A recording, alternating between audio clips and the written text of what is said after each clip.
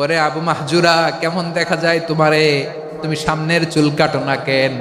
আবু মাহজুরা বলে, আমি হাঁটু গেড়ে পেয়ারা নবীর সামনে বসেছিলাম, আমার এই মাথার চুলের মধ্যে মুবারক হাত লাগিয়ে বিশ্বনবী নিজে আমাকে আজানের প্রতিটা বাক্য শিক্ষা দিয়েছেন। বিশ্বনবীর মোবারক হাত, পবিত্র হাত আমার মাথার চুলের যেই জায়গায় লেগেছে, আমি চাই ওই চুলগুলা নিয়ে আমি আমার কবরের ভিতরে যাব। সাইয়েদনা আবু মাহজুরা রাদিয়াল্লাহু তাআলা আনহু ইন্তেকালের আগের পর্যন্ত মাথার সামনের চুলগুলা কাটে নাই। আজারি সাহেবের আগমন আদ্দিন ফাউন্ডেশনের পক্ষ থেকে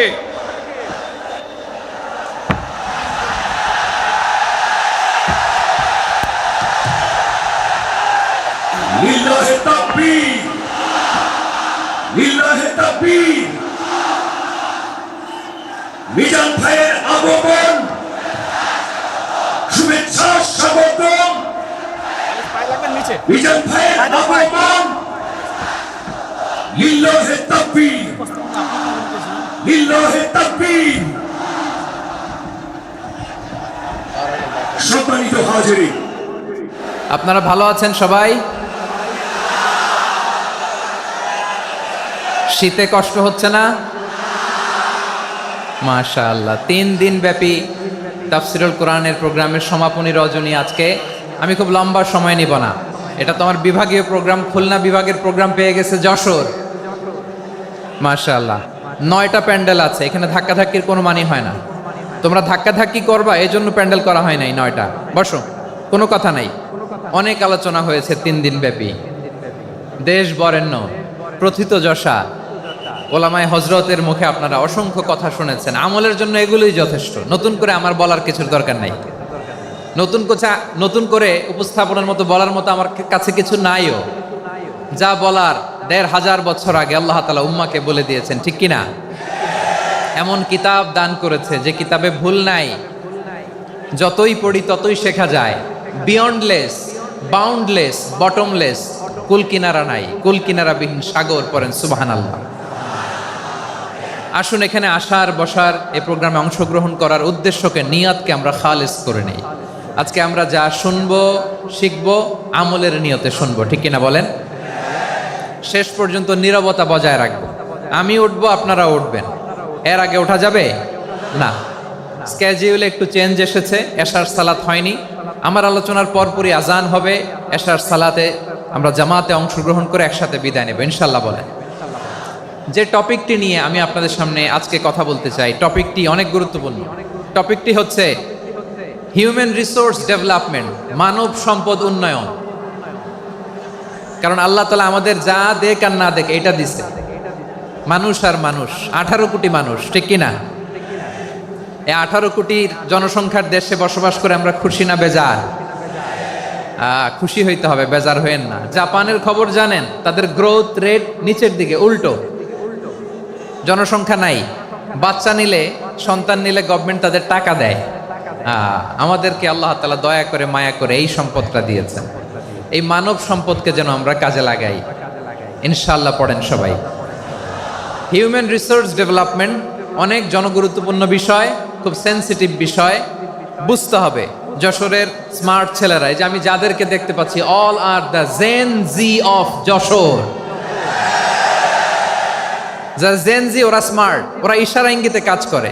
এই যে পুরো গদি উল্টায় দিছে, ঠিক কিনা? 24-এর ছাত্র নাগরিক অভ্যুত্থান আমাদের দেখিয়ে দিচ্ছে কিভাবে চোখের ইশারায় গদি উল্টে দিতে হয়। তো জেনজিদের নিয়ে বসেছি, ওরা তো স্মার্ট, ওরা ডিস্টার্ব করবে না। মেহরবানি করে আমার সাথে কানেক্ট করো, 1 to 1, brain to brain, eye to eye, eye contact করো আমার সাথে। তাকাও, কষ্ট হলো আমার দিকে তাকাও, আওয়াজ করা যাবে না, আমার দিকে তাকাও। প্রিয় ভাইয়েরা, হিউম্যান রিসোর্স ডেভেলপমেন্টের ব্যাপারে কিছু কথা বলবো। এই যে আমাদের বিশাল জনসংখ্যা, এই জনসংখ্যাকে কি করে জনসম্পদে রূপান্তরিত করা যায় এ ব্যাপারে কথা বলবো। আমি সূরাতু বনী ইসরাইলের 70 নম্বর আয়াত তেলাওয়াত করেছি। এই আয়াতের আলোকে কিছু কথা আমি আপনাদের সামনে বলবো। আল্লাহ তাআলা ইরশাদ করছেন, ওয়ালাকাদ কাররামনা بني آدم وحملناهم في البر والبحر ورزقناهم من الطيبات وفضلناهم على كثير ممن خلقنا تفضيلا পড়েন আল্লাহু আকবার। রব্বুল আলামিন বলেন ওয়ালাকাদ কাররামনা বানি আদম, আমি বনি আদমকে সম্মানিত করেছি, বনি আদমকে মর্যাদা দিয়েছি। ওয়া হামালনাহুম ফিল বাররি ওয়াল বাহর, বনি আদমকে জলে স্থলে স্থলে এবং সমুদ্রে চলাচলের বাহন দিয়েছি। ওয়া রাযাকনাহুম মিনাত তাইয়্যিবাত, তাদেরকে পবিত্র রিজিকের বন্দোবস্ত করেছি। ওয়া ফাদ্দালনাহুম আলা কাসীরিম মিম্মান খালাকনা তাফদীলা, আর আমি আল্লাহ যাদেরকে সৃষ্টি করেছি তাদের মধ্য থেকে বনি আদমকে আমি শ্রেষ্ঠ বানিয়েছি। আমরা শ্রেষ্ঠ, আমরা আশরাফুল মাখলুকাত। আমরা কি? এই যে এমনি চিল্লাচিল্লি করে, জিজ্ঞেস করলে বলে না। আমরা আশরাফুল মাখলুকাত। আমরা কি? শ্রেষ্ঠ, সবার চেয়ে সেরা। আমাদের মতো করে আল্লাহ কাউকে বানায় নাই। দুই পায়ে ভর করে শির দ্বারা এরকম স্ট্যান্ড রেখে মাথা উঁচু করে দাঁড়াতে পারে এরকম কোন প্রাণী পৃথিবীতে আছে? এজন্য আল্লাহ বলেন ওয়ালাকাদ কাররামনা বানি আদম, আমি বনি আদমকে সম্মানিত করেছি, তাদেরকে আমি মর্যাদা দিয়েছি। তাদেরকে আমি যত মর্যাদা দিয়েছি আমার কোন সৃষ্টিকে এত মর্যাদা দেই নাই। পড়েন সুবহানাল্লাহ। I have dignified the status of the sons of Adam, আদমের সব সন্তানের মর্যাদা আমি বাড়িয়েছি। আল্লাহ এখানে বলেননি ওয়ালাকাদ কাররামনাল মুমিনিন, আমি মুমিনের মর্যাদা বাড়িয়েছি, বলেছেন? আল্লাহ এখানে বলেন নাই ওয়ালাকাদ কাররামনাল মুসলিমিন, আমি মুসলিমের মর্যাদা বাড়িয়েছি। আল্লাহ বলেছেন ওয়ালাকাদ কাররামনা বানি আদম, আমি বনি আদমের সম্মান বাড়িয়েছি। হোক সে মুমিন কিংবা কাফের, মুসলিম কিংবা মুশরিক, আস্তিক কিংবা নাস্তিক, আরব কিংবা অনারব, যেই হোক না কেন আদম সন্তান সবগুলার মর্যাদা বাড়ায় দিয়েছে কে? সবার মর্যাদা আল্লাহ বাড়িয়েছে। মানুষ হিসেবে মর্যাদা। বিশ্বনবী সাল্লাল্লাহু আলাইহি ওয়াসাল্লাম ইহুদির লাশ দেখে দাঁড়িয়ে গেলেন। কার লাশ? আমার যশোরের ভাইয়েরা আওয়াজ করে বলুন, কার লাশ? ইহুদির লাশ দেখে দাঁড়ায় গেলেন। সাহাবারা বললেন ইয়া রাসূলুল্লাহ, আপনি দাঁড়ালেন যে, এটা তো ইহুদির লাশ। বিষ্ণু বললেন আওয়ালাইসাত নাফসান, এটা কি মানুষ নয়? এটা হোক ইহুদি হোক খ্রিস্টান, এটা তো মানুষ। আমি মানুষ দেখে দাঁড়িয়েছি। আই স্যালিউট দ্য হিউম্যানিটি, আমি মানবতাকে সম্মান করেছি। পড়েন সুবহানাল্লাহ। তাহলে এই জমিনে মানুষের মর্যাদা বেশি, হোক আস্তিক হোক নাস্তিক, হোক মুমিন কিংবা কাফের। আদমের সন্তান হলে, মানুষ হলেই তার মর্যাদা বাড়িয়েছে কে?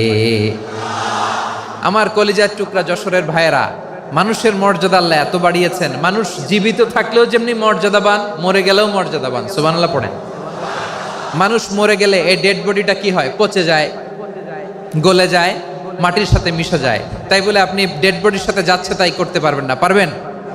কেউ যদি অন্যায় করে তাকে যদি আপনি শাস্তির আওতায় আনেন, যা মনে চায় করতে পারবেন না। তারা আগুন দিয়ে পোড়াতে পারবেন না, নাক কাটতে পারবেন না, কান কাটতে পারবেন না, অঙ্গ বিকৃতি করতে পারবেন না। কারণ মানব জাতির মর্যাদা স্বয়ং দিয়েছে কে? ডেড বডি পচে যাবে, গলে যাবে। তারপরে ইসলাম বলে না, খবরদার, এই মরা লাশটারও একটা মর্যাদা আছে না নাই? ইসলাম বলে এই লাশটা গলে যাবে, পচে যাবে, কিন্তু এটার অমর্যাদা করো না। কর্পূর দিয়ে, খেজুর পাতা দিয়ে, এটাকে ওয়ার্ম ওয়াটার দিয়ে, গরম পানি দিয়ে ধৌত করো। সাদা শুভ্র ধবধবে কাপড় দিয়ে লাশটাকে তুমি কাভার করো। তারপরে খাটিয়ার মধ্যে লাশটাকে রেখে বিশাল একটা প্রোগ্রাম করো, একটা ফিউনারাল প্রোগ্রাম করো। ওই প্রোগ্রামের ডানে বায়ে পেছনে লাশটারে রাখলে হবে না, প্রোগ্রামের একেবারে সামনটাতে তুমি লাশটাকে রাখো। সুবহানাল্লাহ। একটা ফিউনারাল প্রোগ্রাম করতে হবে, তাকে শেষ বিদায় জানাতে হবে, যেটাকে আমরা জানাজা বলি। কি বলি? জানাজা মানে মাইয়েতের জন্য দোয়া, তার জন্য দোয়া করা হয়। তাকে একটা সিস্টেমেটিক অর্ডারে কবরে রাখা হয়, সুন্দরভাবে সেটাকে কবরস্থ করা হয়, মাটি দেয়া হয়, পানি দেয়া হয়। তার মানে মরে গেলেও মানুষের সম্মান বাড়ায় দিয়েছে কে? এজন্য আল্লাহ বললেন ওয়ালাকাদ কাররামনা বানি আদম, বনি আদমের সম্মান মর্যাদা আমি আল্লাহ বাড়িয়ে দিয়েছি। মানুষের সম্মানে তুমি কখনো আঘাত করো না, ঠিক কি না? তাহলে ভাই, প্রথম মেসেজ হচ্ছে the first and foremost message tonight to the people of জাসর।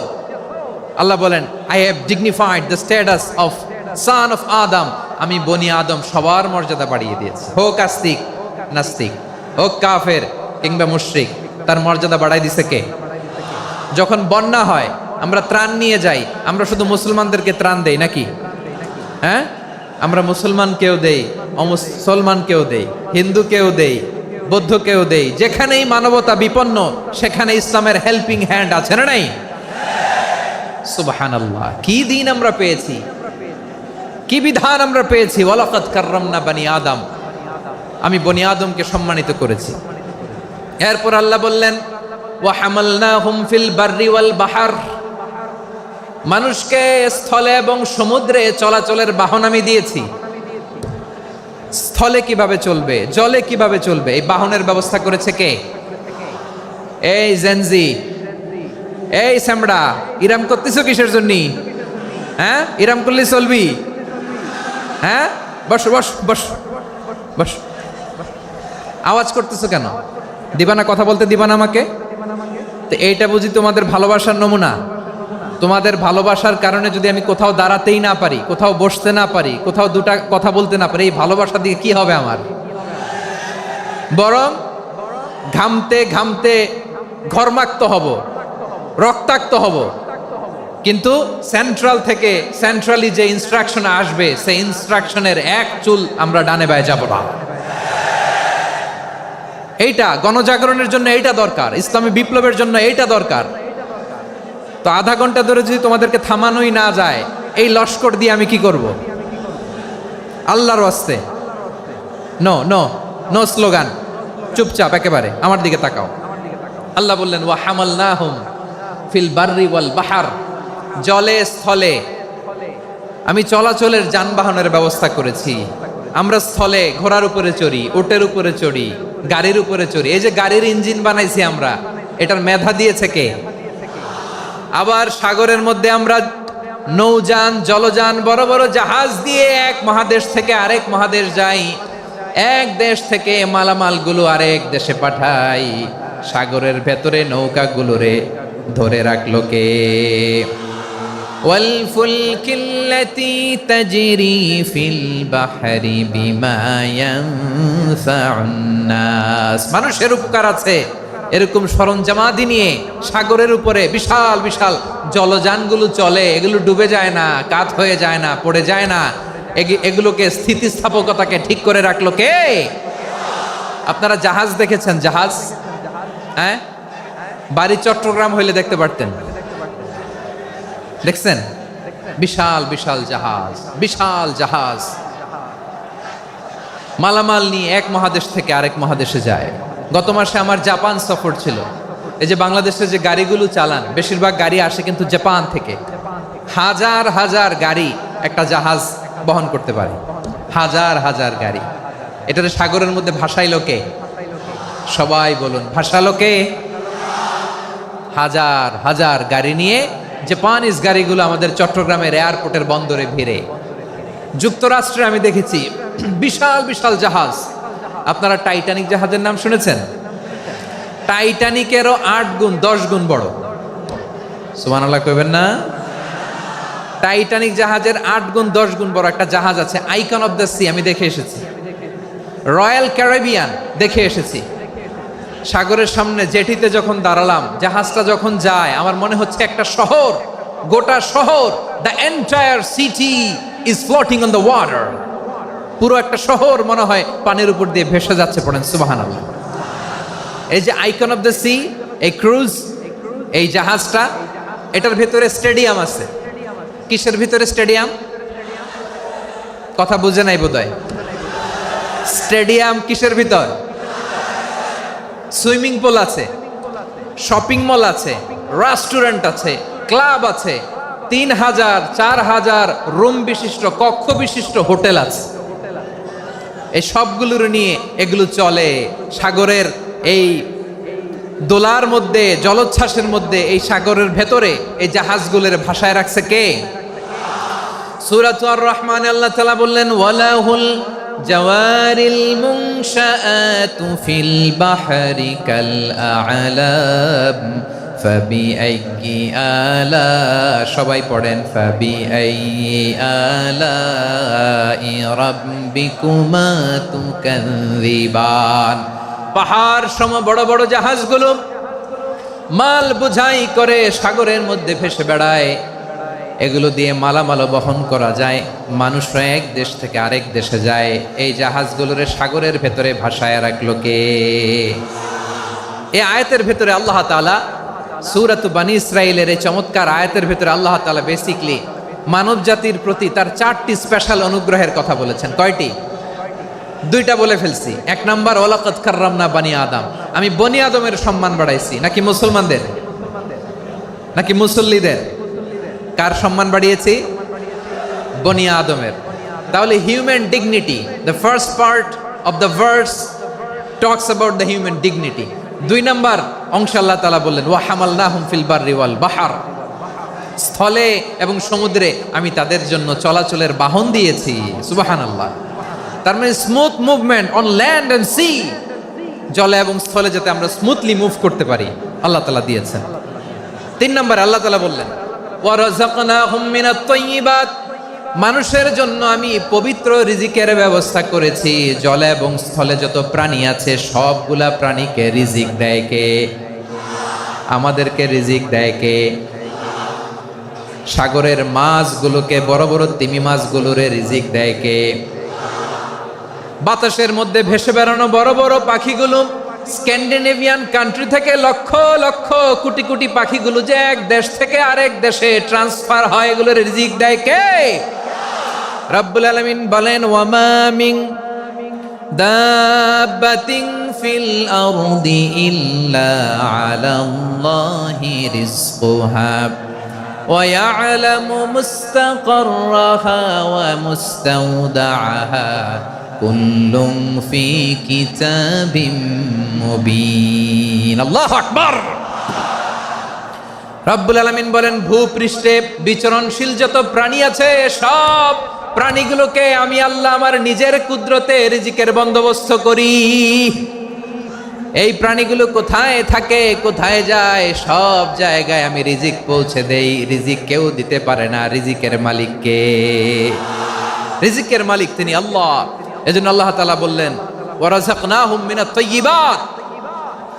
এরপর আল্লাহ বললেন ওয়া ফাদ্দালনাহুম আলা কাসীরিম মিম্মান খালাকনা তাফদীলা। আমি যত প্রাণী সৃষ্টি করেছি সকল প্রাণীর মধ্যে মানুষের মর্যাদা শ্রেষ্ঠত্ব আমি দিয়েছি। সুবহানাল্লাহ পড়েন।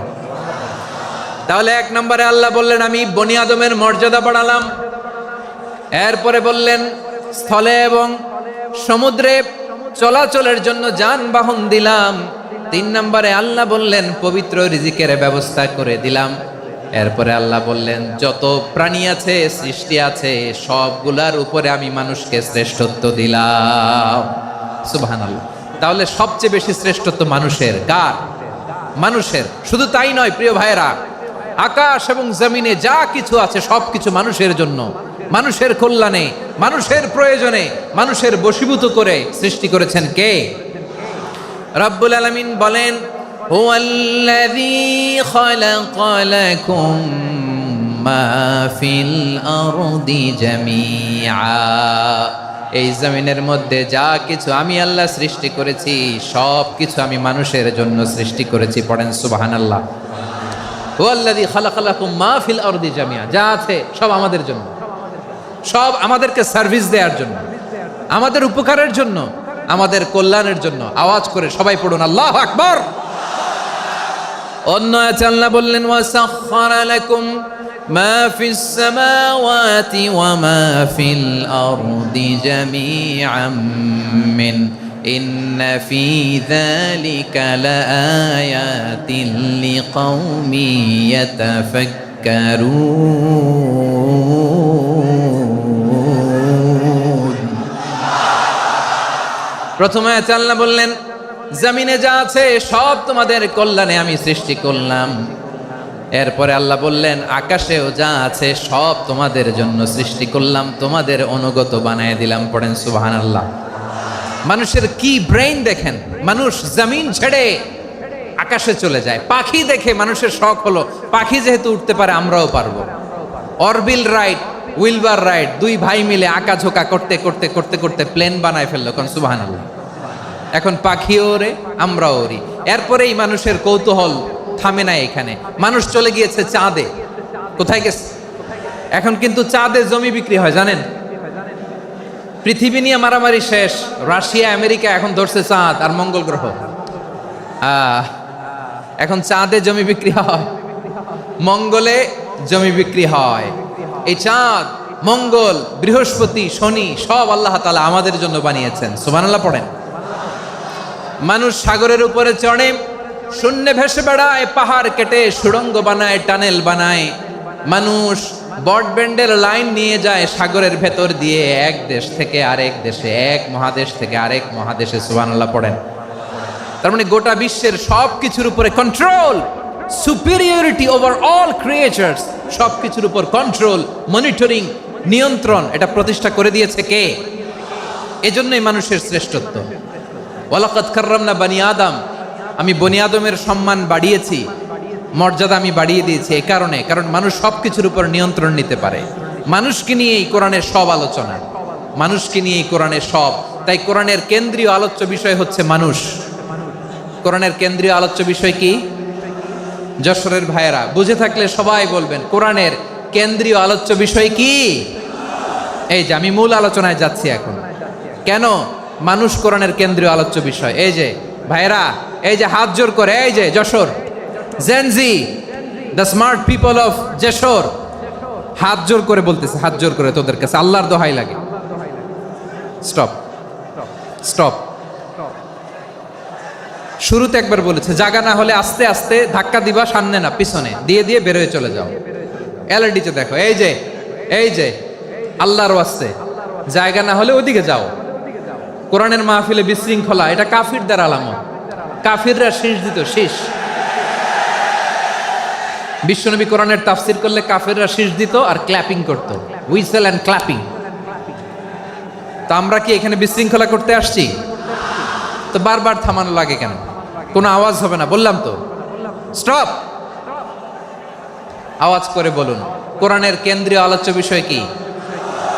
সবাই বলেননি। এতগুলো মানুষ উত্তর দিলে এতটুকু আওয়াজ হয়, অন্তত আমি বিশ্বাস করি না। যশোর, আওয়াজ করে বলো, কোরআনের কেন্দ্রীয় আলোচ্য বিষয় কি? মানুষ। এই মানুষ কোরআনের কেন্দ্রীয় আলোচ্য বিষয়। মানুষকে আল্লাহ স্বাধীনতা দিয়েছেন। ফামান শাআ ফালইউমিন ওয়া মান শাআ ফালইয়াকফুর। চাইলে মুমিন হতে পারো, চাইলে কাফের হতে পারো, তোমার ইচ্ছা। তবে জেনে রাখো, মুমিন হলে পাবা জান্নাত, কাফির হলে পাবা জাহান্নাম। নাও দ্য ডিসিশন ইজ ইয়ার্স। সিদ্ধান্ত তোমার, জান্নাতে যাবা না জাহান্নামে যাবা। যশোরের ভাইয়ের আওয়াজ করে বলুন, কই যেতে চান, জান্নাতে না জাহান্নামে? ডান দিকে না বাম দিকে? ডানপন্থী না বামপন্থী? চিল্লা চিল্লি না চুপচাপ? চুপচাপ কয়ে আবার চিল্লাচিল্লি শুরু করে দিচ্ছে। মাশাআল্লাহ। তাহলে কোরআনের কেন্দ্রীয় আলোচ্য বিষয় মানুষ। আমার সাথে থাকতে হবে, তোমাদেরকে নিয়ে আমি আলোচনা শেষ পর্যন্ত যাব। অনেক গুরুত্বপূর্ণ কথা বাকি আছে, আমাকে সহযোগিতা করতে হবে। মাশাআল্লাহ, এই তো ঠান্ডা হয়েছে। হ্যাঁ, ঠিক আছে ঠিক আছে ঠিক আছে। মানুষকে আল্লাহ এত স্বাধীনতা দিয়েছেন, মানুষ চাইলে অনেক ভালো হইতে পারে। ভালোর রাস্তাও খোলা, খারাপ হওয়ার রাস্তাও খোলা। ভালো হইলে মানুষ অনেক ভালো, খারাপ হইলে অনেক খারাপ। ভালো হইলে সবচেয়ে ভালো, খারাপ হইলে সবচেয়ে খারাপ। এজন্য সিদ্ধান্ত আপনাকেই নিতে হবে। আল্লাহ তাআলা বলছেন, লাকাদ খালাকনাল ইনসানা ফি আহসানি তাকওয়িম সুম্মা রাদাদনাহু আসফালা সাফিলিন। আমি মানুষকে অনেক সুন্দর অবয়বে, সুন্দর আকৃতিতে সৃষ্টি করেছি। তার শুধু চেহারার ডিজাইনটাই সুন্দর নয়, তার ব্রেনটা বড্ড সুন্দর, তার মানসিকতা বড্ড সুন্দর, তার সৃজনশীলতা বড্ড সুন্দর। পড়েন সুবহানাল্লাহ। আমাদের চেহারা, অবয়ব, ডিজাইন যে সুন্দর তা না, আমাদের ব্রেনটা অনেক সফিস্টিকেটেড ব্রেন। অনেক সফিস্টিকেটেড। এই 1.5 কেজি ব্রেন ইউজ করে মানুষ গোটা বিশ্বে সভ্যতা বিনির্মাণ করেছে, ঠিক কিনা? এই ব্রেন আল্লাহ তাআলা আমাকে দিয়েছে। এটারে কাজে লাগালে, আপনার 6 সেন্স কাজে লাগালে আপনি অনন্য মানুষ হয়ে উঠবেন, মহামানবে রূপান্তরিত হবেন। মানুষ হতে পারে, চাইলেই মহামানব হতে পারে। আবার যদি মানুষ চায় খারাপও হতে পারে। আল্লাহ বললেন শুধু ভালোই না, ভালো হতে চাইলে অনেক ভালো তুমি হতে পারো, আবার খারাপ হতে চাইলে অনেক খারাপ তুমি হতে পারো। সুম্মা রাদাদনাহু আসফালা সাফিলিন।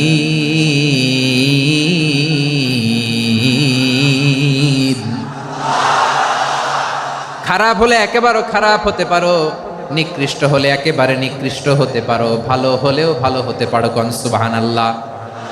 এবার আওয়াজ করে বলুন, ভালো হতে চাই না খারাপ, শ্রেষ্ঠ না নিকৃষ্ট? মানুষ ভালো হলে মানুষ ফেরেশতার চেয়েও ভালো, মানুষ খারাপ হলে সে পশুর চেয়েও খারাপ। কথা ঠিক কিনা বলেন?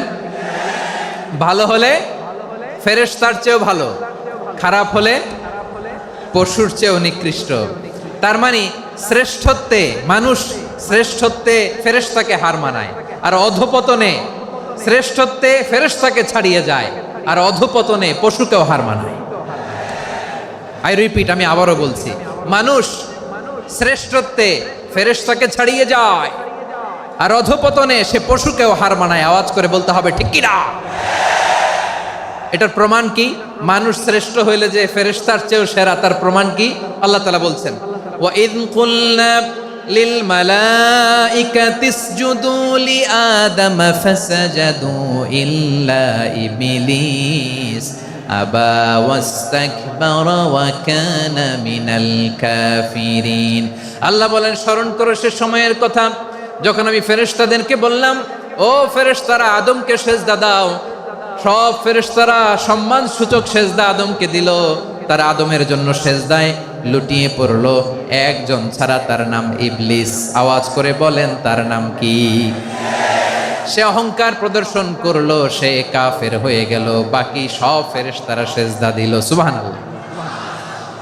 আবার আদম আলাইহিস সালামকে আল্লাহ জিজ্ঞেস করলেন, সব বলে দিল উত্তর, কিন্তু ফেরেশতাদেরকে একই প্রশ্ন জিজ্ঞেস করলেন, তারা উত্তর করতে পারে নাই। তার মানে এর মধ্য দিয়ে প্রমাণিত হয়, মানুষ ভালো হলে ফেরেশতার চেয়েও ভালো, ফেরেশতার চেয়েও মানুষের মর্যাদা বাড়িয়ে দিয়েছে কে? সব নূরের ফেরেশতা যখন মাটির আদমকে সেজদা দেয়, এটা প্রমাণ করে ফেরেশতার চেয়েও মানুষের মর্যাদা বাড়িয়ে দিয়েছে কে? তুমি মাটির আদমকে প্রথম সৃষ্টি করিয়া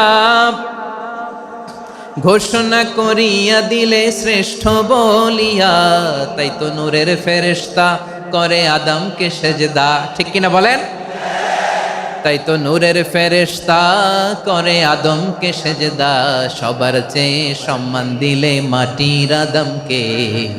আল্লাহু আল্লাহু তুমি জাল্লে জালালুহু, শেষ করা তো যায় না গে তোমার গুণগান। পড়েন না? পড়েন। আল্লাহু আল্লাহু তুমি জাল্লে জালালুহু, শেষ করা তো যায় না গে তোমার গুণগান। আল্লাহু আল্লাহু, আল্লাহু আকবার। আদমের মর্যাদা বেশি, মানুষের মর্যাদা বেশি, মানুষ শ্রেষ্ঠ, তার প্রমাণ নূরের ফেরেশতা মাটির আদমকে সেজদা করে। আওয়াজ করে বলেন ঠিক কি না? তাহলে মানুষ ভালো হলে ফেরেশতার চেয়ে ভালো, আবার মানুষ যদি খারাপ হয় সে পশুর চেয়েও খারাপ, অধপতনে পশুত্বকে হার মানায়। তার প্রমাণ, তার প্রমাণ কি? তার প্রমাণ হচ্ছে যশোরের ভাইরা দেখবেন পত্রিকায় নিউজ পেপারে মাঝে মাঝে এরকম দেখা যায়, এক মানুষ আরেক মানুষকে হত্যা করে 20 টুকরা করে বস্তার ভিতরে ভরেছে। আপনারা এই নিউজ পড়েন নাই না? দেখেন নাই? দেখছেন? মানুষ মানুষকে হত্যা করে কয় টুকরা? জোরে বলেন। এখানেই ক্ষান্ত হয় না, আবার কোথায় ভরছে? বস্তার ভেতরে। আচ্ছা, বুঝে থাকলে আওয়াজ করে বলেন, কোনদিন শুনছেন একটা হাতি আর একটা হাতিকে হত্যা করে 20 টুকরা করছে, এরপরে বস্তার ভিতরে ভরছে? হয়েছে? তাহলে দেখেন, মানুষ যদি খারাপ হয় সে পশুকেও হার মানায়। চিল্লায় বলো ঠিক কি না? এমনও দুশ্চরিত্র মানুষ আছে যার যার নজর থেকে 6 মাসের ছোট্ট মেয়ে থেকে শুরু করে 80 বছরের বৃদ্ধারাও নিরাপদ নয়। পশুকেও হার মানে।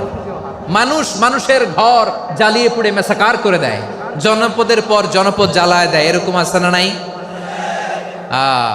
বোমা মেরে শহরগুলো উড়িয়ে দেয়। এই যে ইসরায়েল গাজার মধ্যে যে অ্যাটাক করেছে, এরা মসজিদ মানে নাই, মসজিদে বম ফেলেছে। এরা খ্রিস্টানদের চার্চ গির্জা মানে নাই, গির্জায় বম ফেলেছে।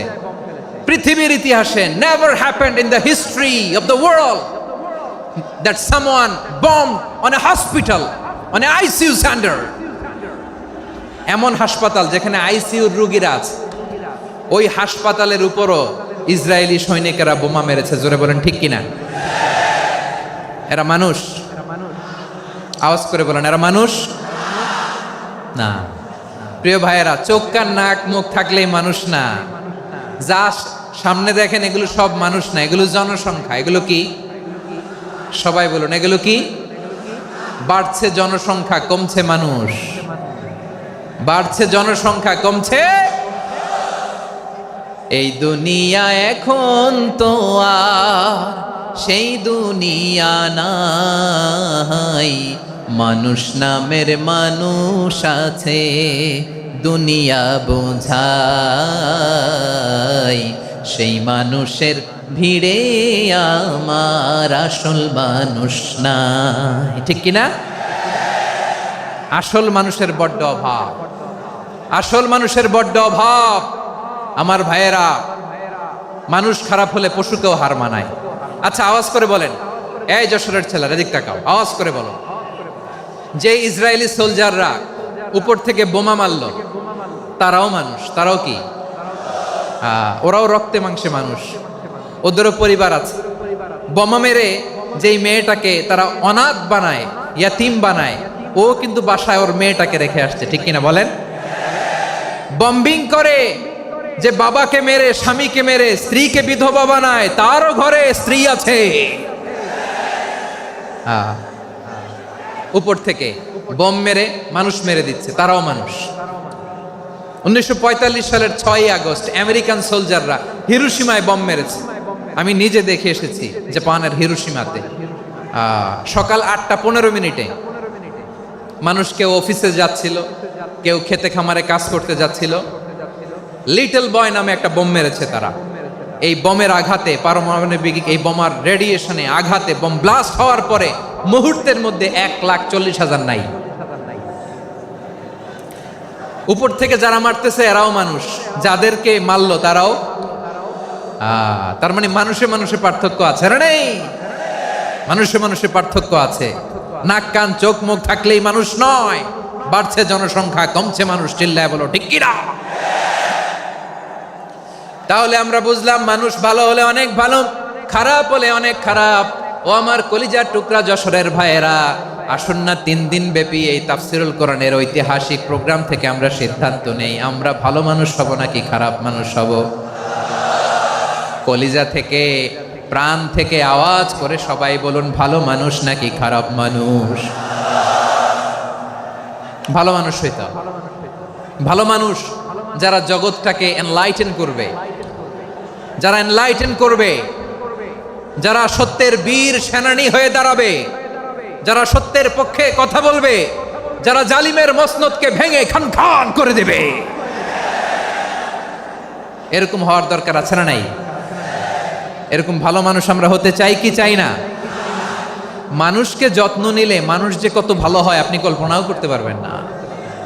এই যে আপনাদের যশোরে যে ভালো ছেলেগুলো আছে, যে ভালো তরুণগুলো আছে, যে যুবকগুলো আছে, যে ভালো আলেমরা আছে, ভালো নেতারা আছে, সবাই যদি তাদের মতো হতো, পুরো যশোরটা একটা জান্নাতের টুকরা হয়ে যেত। আওয়াজ করে বলেন ঠিক কিনা? মানুষকে নার্চারিং করলে, মানুষকে পলিশ করলে, মানুষকে গ্রুমিং করলে, মানুষকে সঠিক তারবিয়া দিলে মানুষ অনন্য হয়ে ওঠে। প্রতিটি মানুষ অনন্য। আমি অনন্য, আপনি অনন্য, আমরা সবাই অনন্য। সুবহানাল্লাহ বলেন। মানুষকে আল্লাহ তাআলা দিয়েছেন অসীম ক্ষমতা, অসীম ক্ষমতা। সুবহানাল্লাহ। একটা মানুষ পারে না এমন কিছু নাই। একটা মানুষ পারেন এমন কিছু নাই, বিশ্বাস করতে হবে মানুষ যা কল্পনা করতে পারে ওইটা মানুষ করে দেখাতে পারে।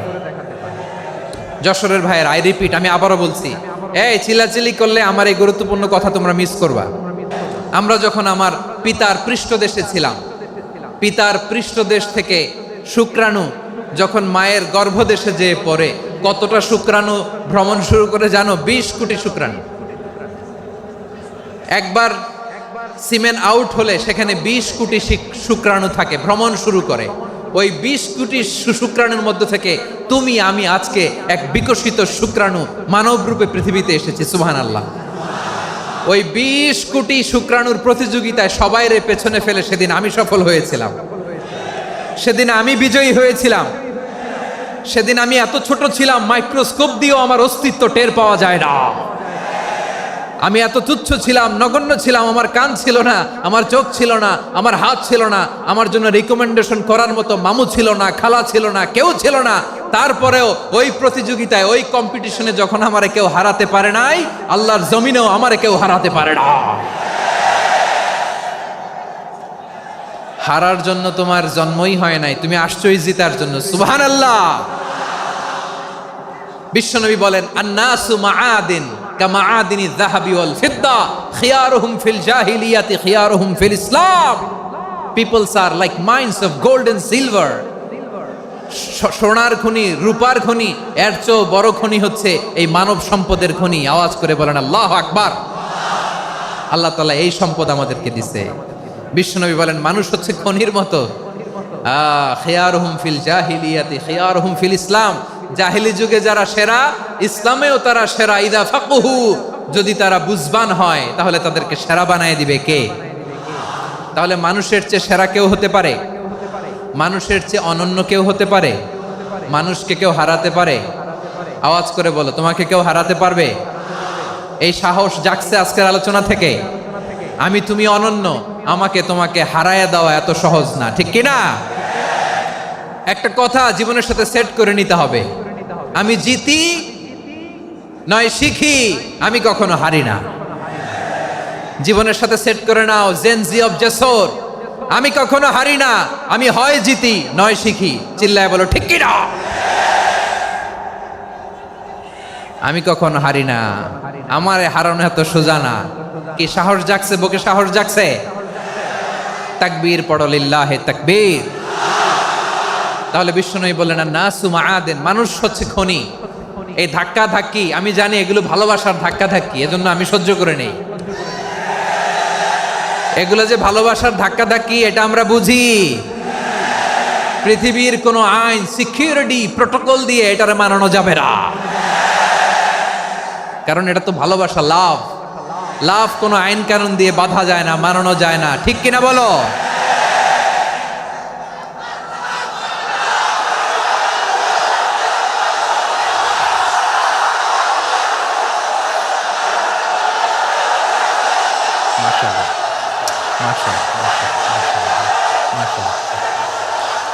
ঠিক আছে, বসুন বসুন বসুন। আল নাসু মাআদিন, মানুষ হচ্ছে খনি। এই খনির যত্ন নিতে হবে। আমার মা বাবা যারা এসেছেন, আপনার ছেলে মেয়ের যত্ন নেন। আপনার ছেলের মধ্যে যে কি পটেনশিয়াল আপনি জানেন না। আপনার এই ছোট্ট অবুজ ছেলেটাই আগামী দিনের শায়েখ আহমদুল্লাহ হবে। আপনার হেফজখানায় পড়া ওই ছোট্ট ছেলেটাই আগামী দিনের আল্লামা মামুনুল হক হবে। আপনার ওই ছেলেটা আমির হামজা হবে, আব্দুল হাই সাইফুল্লাহ হবে। এভাবে বড় বড় আলেম হবে, তারা যুগশ্রেষ্ঠ আলেম হবে। সেই একদিন এই বাংলাদেশের পার্লামেন্টে যে বক্তব্য দিয়ে যশোরের পক্ষে কথা বলবে। আপনি জানেন না, কাউকে ছোট করবেন না আপনি। ওর কনফিডেন্স আপনি কমাবেন না, আপনি কমাতে পারেন না।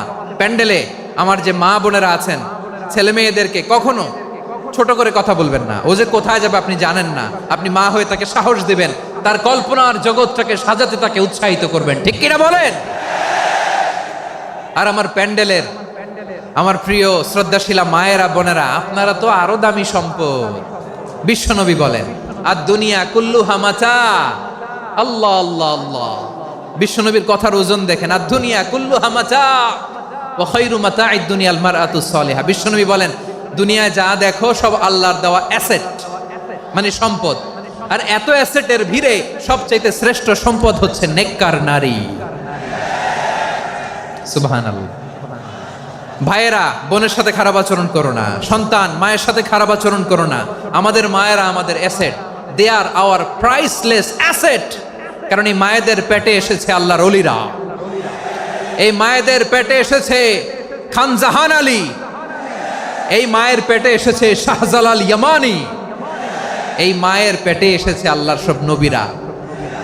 নাকি নবীরা আকাশ থেকে ধপ করে জমিনে নেমে আসছে? মায়ের পেটে আসছে। এই মায়ের পেটগুলো খনি। আমার সম্মানিতা মায়েরা, বোনেরা, নিজেকে ইসলাম দিয়ে সাজান, নিজেকে ইসলাম দিয়ে সাজান, নিজেকে পবিত্র রাখুন, নিজের আব্রু ইমান ইজ্জতের হেফাজত করুন, কোরআন পড়ুন, সুন্নাহ পড়ুন। আপনি জানেন না আপনার গর্ভে কে আসছে, কোন ক্ষণজন্মা পুরুষকে আল্লাহ তাআলা আপনার গর্ভে পাঠাবে আপনি জানেন না। মায়েরা, নিজেদেরকে পবিত্র রাখুন, ইসলাম চর্চা করুন, কোরআন চর্চা করুন, নৈতিকতা দিয়ে নিজেকে সাজান। যশোরের জেনজি, নিজেদেরকে প্রস্তুত রাখো আগামীর বাংলাদেশের জন্য। নৈতিকতা, মোরালিটি, ভ্যালিউজ দিয়ে নিজেকে সাজাও, ইসলাম দিয়ে নিজেকে সাজাও। কারণ আগামীর বাংলাদেশ ইসলামের বাংলাদেশ। বাংলাদেশের আসল পরিচয় ইসলাম। বাংলাদেশের আসল পরিচয় কি? সবাই বলে না। বাংলাদেশের আসল পরিচয় কি? এই ইসলাম নিয়ে আমরা সংসদ ভবন সাজাবো, রাজি আছি না নাই? শেকড় ভুলে যাওয়া যাবে না। আমরা ধাপে ধাপে শারিয়া আইনের দিকে যাব ইনশাআল্লাহ, কিন্তু জঙ্গিবাদ দিয়ে নয়, কট্টর পন্থা দিয়ে নয়। আমরা ইন্টেলেকচুয়ালি, গ্রাজুয়ালি, ধাপে ধাপে শারিয়া আইনের দিকে মুভ করবো ইনশাআল্লাহ। বলো লিল্লাহি তাকবীর। এদেশের আসল পরিচয় সবাই বলে না, আওয়াজ করে, এদেশের আসল পরিচয়। এদেশে আজান শুনে সূর্য ওঠে শহর গ্রামে, এদেশে আজান শুনে সূর্য ডোবে সন্ধ্যা নামে, এদেশে সকল কাজে সবাই বলে বিসমিল্লাহ, এদেশে ভালো কিছু দেখে শুনে হাসি মুখে সবাই বলে মাশা আল্লাহ। সুবহানাল্লাহ, সুবহানাল্লাহ, সুবহানাল্লাহ, সুবহানাল্লাহ, সুবহানাল্লাহ, সুবহানাল্লাহ, সুবহানাল্লাহ, সুবহানাল্লাহ। ও নবীন তরুণ, তোমার কিসের এত ভয়? জেনে রেখো বাংলাদেশের আসল পরিচয়। বাংলাদেশের আসল পরিচয় ইসলাম। আওয়াজ তুলে বলো, আসল পরিচয় কি? এদেশে পরস্পরে দেখা হলে দেয় সালাম, এদেশে আমজনতার হৃদয় জুড়ে পাক্কালাম। ঠিক কি না? এদেশে বিপদ এলে সর্বজনে সর্বক্ষণে দোয়া পড়ে ইন্না লিল্লাহ, সুবহানাল্লাহ, সুবহানাল্লাহ, সুবহানাল্লাহ, সুবহানাল্লাহ। এদেশে আজান শুনে সূর্য ওঠে শহর গ্রামে, এদেশে আজান শুনে সূর্য ডোবে সন্ধ্যা নামে, এদেশে সকল কাজে সবাই বলে বিসমিল্লাহ, এদেশে ভালো কিছু দেখে শুনে হাসি মুখে সবাই বলে মাশা আল্লাহ। সুবহানাল্লাহ, আওয়াজ করে সুবহানাল্লাহ, সুবহানাল্লাহ, সুবহানাল্লাহ, সুবহানাল্লাহ। সবাই একসাথে সুবহানাল্লাহ, সুবহানাল্লাহ, সুবহানাল্লাহ, সুবহানাল্লাহ। এদেশের আসল পরিচয় কি? আওয়াজ করে বলতে ভয় লাগে। এদেশের আসল পরিচয় কি? ইসলাম দিয়ে আমাদের সংসদ ভবন চলুক, আমরা চাই কি চাই না? বঙ্গভবনে লা ইলাহা ইল্লাল্লাহর পতাকা উড়ুক, আমরা চাই কি চাই না? প্রতিটি জেলা অফিসে, ডিসি অফিসে লা ইলাহার পতাকা ঝুলুক, আমরা চাই কি চাই না? কারা কারা চাই হাত তুলে আল্লাহরে দেখায়।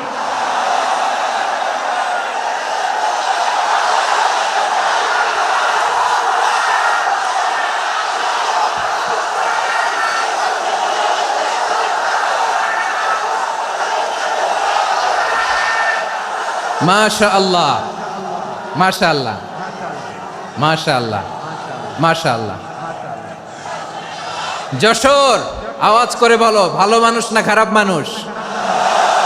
বুঝে বলছো তো? মানুষ ভালো হলে যে কত ভালো। এই মানুষকে যত্ন নিলে, মানুষকে মানুষ বানালে যে সে কি হতে পারে শুনবা? হ্যাঁ, নাকি মোনাজাত দিয়ে দিব? শুনবা? তাহলে থামতে হবে। থামো, আমি যখন বলবো থামো থামো, তাকবীরের সময় দিলে তাকবীর। থামো থামো। মানুষকে যত্ন নিলে, এই এদিকে এদিকে, ড্রোন নামায় ফেলো। হয়েছে, ড্রোনের ফুটেজ হয়ে গেছে, এবার ড্রোন নামায় ফেলো। আমার দিকে তাকাও। মানুষকে, তোমরা এদিক সেদিক তাকালে তো গুরুত্বপূর্ণ পয়েন্ট মিস হয়ে যাবে। এদিকে এদিকে, হ্যাঁ মাস, ঠিক আছে, এদিকে। মানুষকে যত্ন নিলে মানুষের মধ্যে যারা কি পটেনশিয়াল রেখেছে। আমি জাপানের দুইটা উদাহরণ দেই। জাপানের, এই এই এভাবে এভাবে হবে, হয় বসো নয় পেছনে, কথা নাই, কথা তো বলাই যাবে না, হারাম কথা বলা। আজকে একেবারে চুপ, আজকের জন্য হারাম করে দিছে আমি, এই কিছু সময়ের জন্য একেবারে নিষিদ্ধ। জাপানের দুইটা উদাহরণ দেই, খেয়াল করে একটু শুনেন, বুঝবেন। আল্লাহ, 2022 সালে জাপানের সাথে জার্মানির খেলা, ফিফা ওয়ার্ল্ড কাপ 2022। এক পক্ষে জাপান, আরেক পক্ষে কোন দেশ? কথা শোনে নাই। এক পক্ষে কোন দেশ, আরেক পক্ষে সবাই। এক পক্ষে, আরেক পক্ষে। ওই খেলায় জিতেছিল জাপান, জিতেছিল 22 সালের এই ফিফা ওয়ার্ল্ড কাপে। জাপান ফুটবল খেলায় জিতে, as a part of their celebration, তারা খেলার পরে পুরো স্টেডিয়ামটারে ক্লিন করে। The fan base of Japan, lakh lakh মানুষ খেলা দেখতে যায়, তো এত ডাস্টবিনও তো নাই। তো যারা ডাস্টবিনে জায়গা পায় নাই, তারা এই যে চকলেটের প্যাকেট, পানির বোতল, চিপসের প্যাকেট তারা এদিকে সেদিকে রেখে দিয়েছে। জাপানের ভক্তরা, জাপানের ফলোয়াররা, as a part of their celebration, তারা খেলার পরে পুরো স্টেডিয়ামের সব ময়লা আবর্জনা ক্লিন করে তারপরে বিদায় নিয়েছে। তাদেরকে কি ক্লিন করার দায়িত্ব দেওয়া হয়েছিল? এই যশোর, জাপানের যে ছেলেরা খেলা দেখতে গেছিল, ওদেরকে কি ক্লিন করার দায়িত্ব দিছিল? তারা কি স্টেডিয়ামের পরিচ্ছন্নতা কর্মী? তাদের আকল, তাদের সিক্স সেন্স তাদেরকে বলেছে। ছোটবেলা থেকে জাপান গভর্নমেন্ট ওদেরকে এত পরিচ্ছন্নতা শেখায়, ক্লিনলিনেস অ্যাওয়ারনেস ক্যাম্পেইন করায়। ক্লাসে আমি দেখেছি, ক্লাসে নিজের বেঞ্চ নিজে মুছে, ক্লাসের মাঝখানে একটা সময় দেয়, নিজের টেবিল নিজে মুছে, নিজের ক্লাসরুমটা নিজে পরিষ্কার করে। রাস্তাঘাটে একটা ধুলা নাই, ময়লা নাই, একটা টিস্যু নাই। খেলার পরে গোটা বিশ্বকে তাক লাগিয়ে দিয়েছে। জাপানের ফ্যানরা সবার রেখে যাওয়া গার্বেজ, টিস্যু, বোতল পরিষ্কার করে তারপরে স্টেডিয়াম থেকে বিদায় নিয়েছে। আমরা কেন এমন হইতে পারলাম না? আমরা কেন এমন হইতে পারলাম না? জাপানের যারা এগুলো করছে, ওদের 3টা করে চোখ না? চোখ তো 3টা, জাপানা লাগো, জাপানা লাগো। হাত তো 4টা, কান তো 6টা। হ্যাঁ, নাকি আমার মতো 2 হাত 2 কানওয়ালা মানুষ? চোখে দেখলে ওটা মানুষ না। চিন্তা করছেন? তার মানে জাপানিজদেরকে যে গ্রুমিং করে শিখানোর মাধ্যমে পরিচ্ছন্ন বানানো গেছে। ওরা যেমনি মানুষ, আমরাও মানুষ। আমাদের সন্তানদেরকে শেখালে তারাও পারবে। পারবে কিনা? 2 নম্বর উদাহরণ বলি। চট্টগ্রাম ফেনীতে যারা গিয়েছেন, মেঘনা গোমতী ব্রিজ প্রকল্প নাম শুনছেন? মেঘনা একটা ব্রিজ পার হওয়া লাগে। এই মেঘনা গোমতী, এখানে 3টা ব্রিজ, কাঁচপুর সহ এই 3টা ব্রিজের নির্মাণ কাজ, রেনোভেশনের কাজ দেয়া হয়েছিল জাপানের একটা কোম্পানিকে। কাকে? জাপানের কোম্পানি। নির্মাণ শেষে 738 কোটি টাকা বেঁচে গেছিল, এটা গভর্নমেন্টের হাতে দিয়ে তারা বিদায় নিয়েছে। কত টাকা? 738 কোটি টাকা। যত প্রাক্কলিত ব্যয় নির্ধারণ করা হয়েছে, সব টাকা সরকার, তৎকালীন সরকার, 2019-এর সরকার, কারা ছিল তো জানেন? এই 2019-এর সরকার তাদেরকে দিয়েছে। তারা রিনোভেশন নির্মাণ শেষে 738 কোটি টাকা অতিরিক্ত বেঁচে গেছিল, এটা আবার গভর্নমেন্টের হাতে বুঝাই দিয়ে তারা বিদায় নিচ্ছে। আমরা কেন এমন হইতে পারলাম না? জাপানের ওরাও মানুষ, আমরাও মানুষ। তার মানে মানুষে মানুষে পার্থক্য আছে না নাই? আচ্ছা, জাপানের 2টা উদাহরণ দিলাম, এবার আমার দেশের 2টা উদাহরণ দিব না? বাংলাদেশের দুটা উদাহরণ দেয়। 1 নম্বর উদাহরণ, গত সপ্তাহে আপনারা জানেন কক্সবাজার আমার একটা প্রোগ্রাম ছিল, তো হেলিকপ্টারে গিয়েছিলাম। ফেনী জেলা যখন পার হচ্ছি আমি দেখলাম 3টা উইন্ডমিল চিনেন তো, বিশাল পিলার, 3টা-4টা পাখা থাকে, বায়ু বিদ্যুৎ কেন্দ্র, বাংলাদেশের প্রথম বায়ু বিদ্যুৎ কেন্দ্র এটা, মুহুরী প্রজেক্ট বলে ওটা সম্ভবত, মুহুরী প্রজেক্ট। তো সাগরের বাতাসের ঝাপটায় এটা ঘুরে এনার্জি হয়, ইলেকট্রিসিটি উৎপাদন হয়। তো আমি পাইলটকে বললাম, ভাই এগুলো থেকে কেমন ইলেকট্রিসিটি উৎপাদন হয়? কয় হুজুর একটুও হয় না, কিছুই হয় না। কিছুই হয় না মানে? বলে হুজুর বাংলাদেশে যত উইন্ডমিল আছে এটার পাখা একটাও ঘুরে না।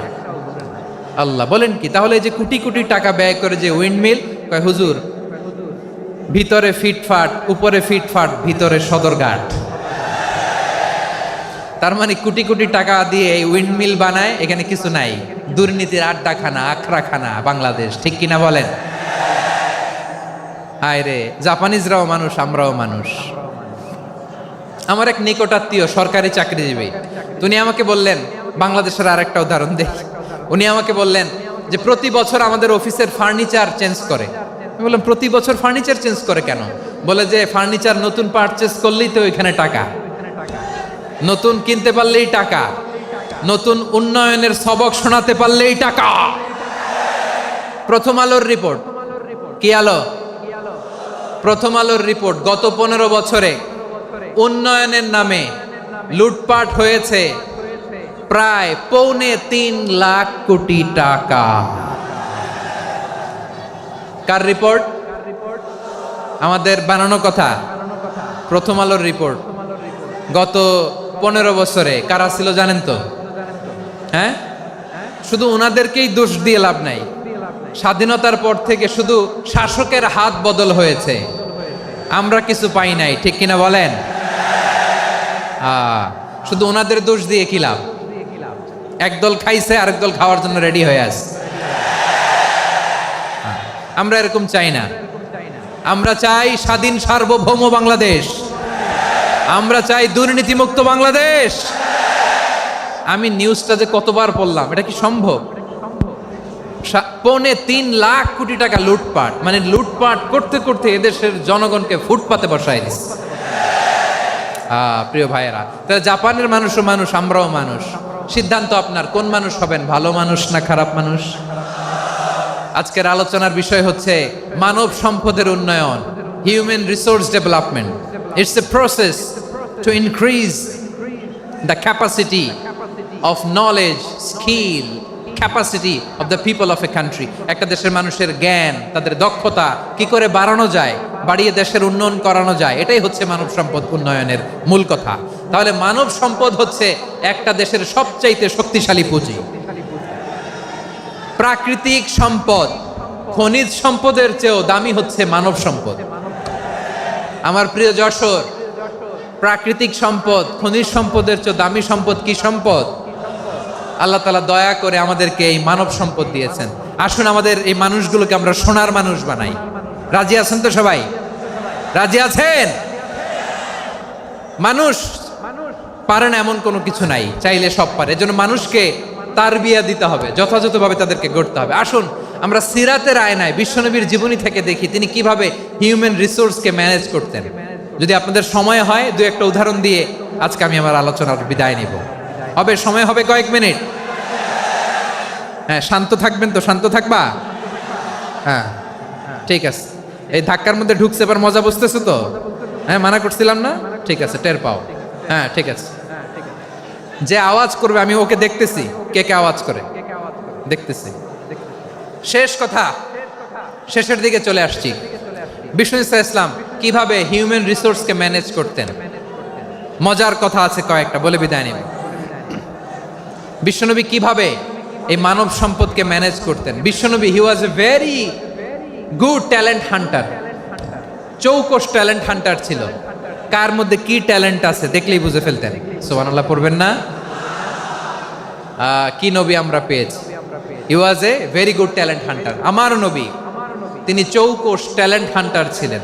কার মধ্যে কি প্রতিভা বের করতেন, ওই প্রতিভাকে ইসলামের কল্যাণে কাজে লাগাতেন। সুবহানাল্লাহ বলেন। যাকে যেই জায়গায় সেট করলে ভালো হবে তাকে ওই জায়গায় সেট করতেন। কয়েকজন সাহাবীর জীবনী শোনাই। আবু মাহজুরা রাদিয়াল্লাহু তাআলা আনহু, মক্কার মুয়াজ্জিন, আগে ছিল মুশরিক, পরে হয়েছে মুমিন। উনি কিভাবে মুমিন হইলেন এই ঘটনাটা একটু আপনাদের শোনাতে চাই। তা আপনাদের তো সময় নাই হাতে, হ্যাঁ সময় আছে? এই জেনজি শেষ করে দিল আজকের প্রোগ্রামটা। 1 ঘন্টা ধাক্কা ধাক্কি করে কেমনে দাঁড়ায় আছে আমি বুঝলাম না।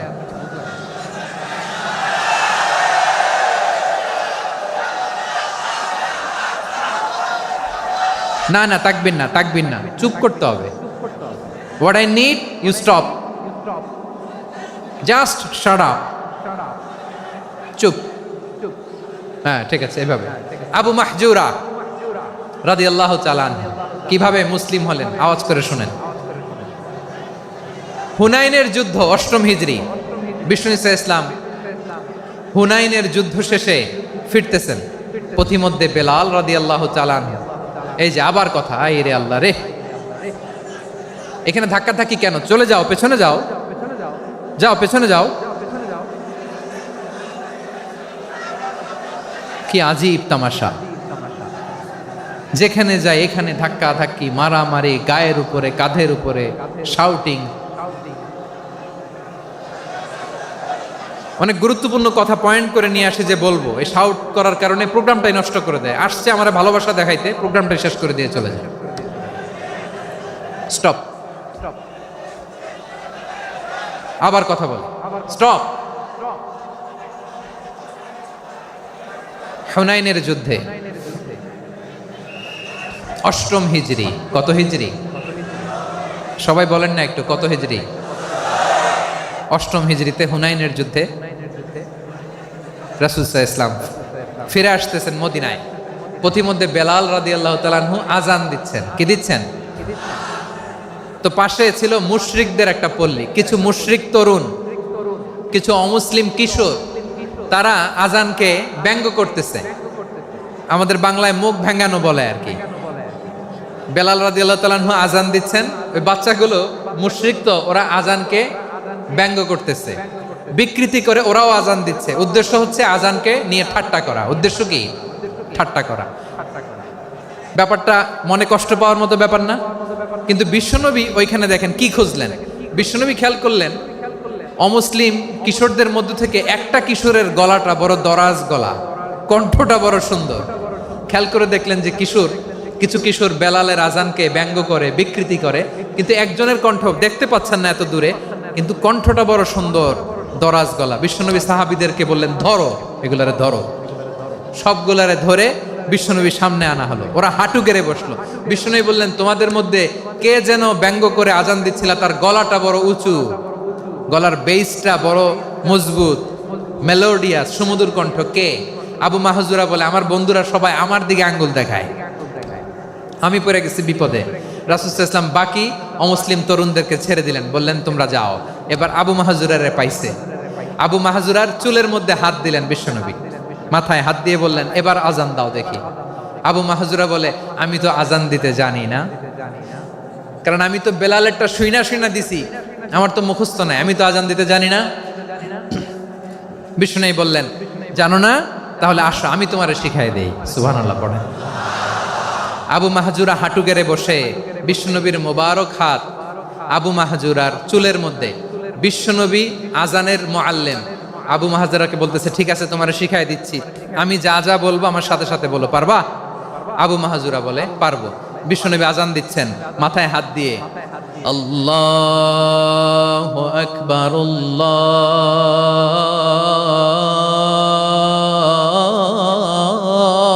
আল্লাহু আকবার। আবু মাহজুরা এই বাক্যটা পড়লেন। বিশ্বনবী দ্বিতীয় বাক্য পড়তে আরম্ভ করলেন, আল্লাহু আকবার,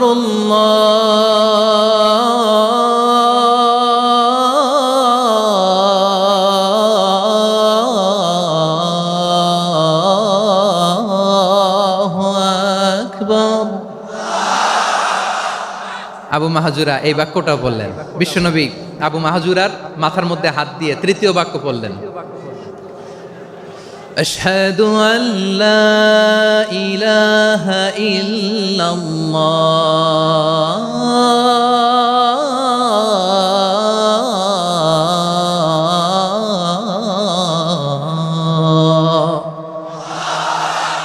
আবু মাহাজুরা তৃতীয় বাক্য পড়লেন। বিশ্বনবী একটা বাক্য পরে আবু মাহাজুরা পরে, বিশ্বনবী পরে আবু মাহাজুরা পরে। আবু মাহাজুরা কিন্তু অমুসলিম, মুশরিক। আবু মাহাজুরা বলে, এক একটা বাক্য পড়ি আমার কলিজাটা গলে ঠান্ডা হয়ে যায়। এতদিন মোহাম্মদকে গালি দিতাম, এখন মোহাম্মদ আমার মাথায় যখন হাত রাখছে আমার সারা শরীর ঠান্ডা হয়ে গেছে। বিশ্বনবী আজান শিখাচ্ছেন, একটা একটা বাক্য পড়ে আবু মাহাজুরাও পড়ে, বিশ্বনবী পড়ে আবু মাহাজুরাও পড়ে। পুরো বাক্যগুলো যখন শেষ, আজান শেষ, আবু মাহাজুরাও যখন পুরো আজান পড়লেন, আবু মাহাজুরা বললেন, এতদিন মোহাম্মদের চেহারা দেখলে আমার ঘৃণা লাগতো, আজ থেকে মোহাম্মদের চেহারার চেয়ে প্রিয় চেহারা আমার কাছে নাই।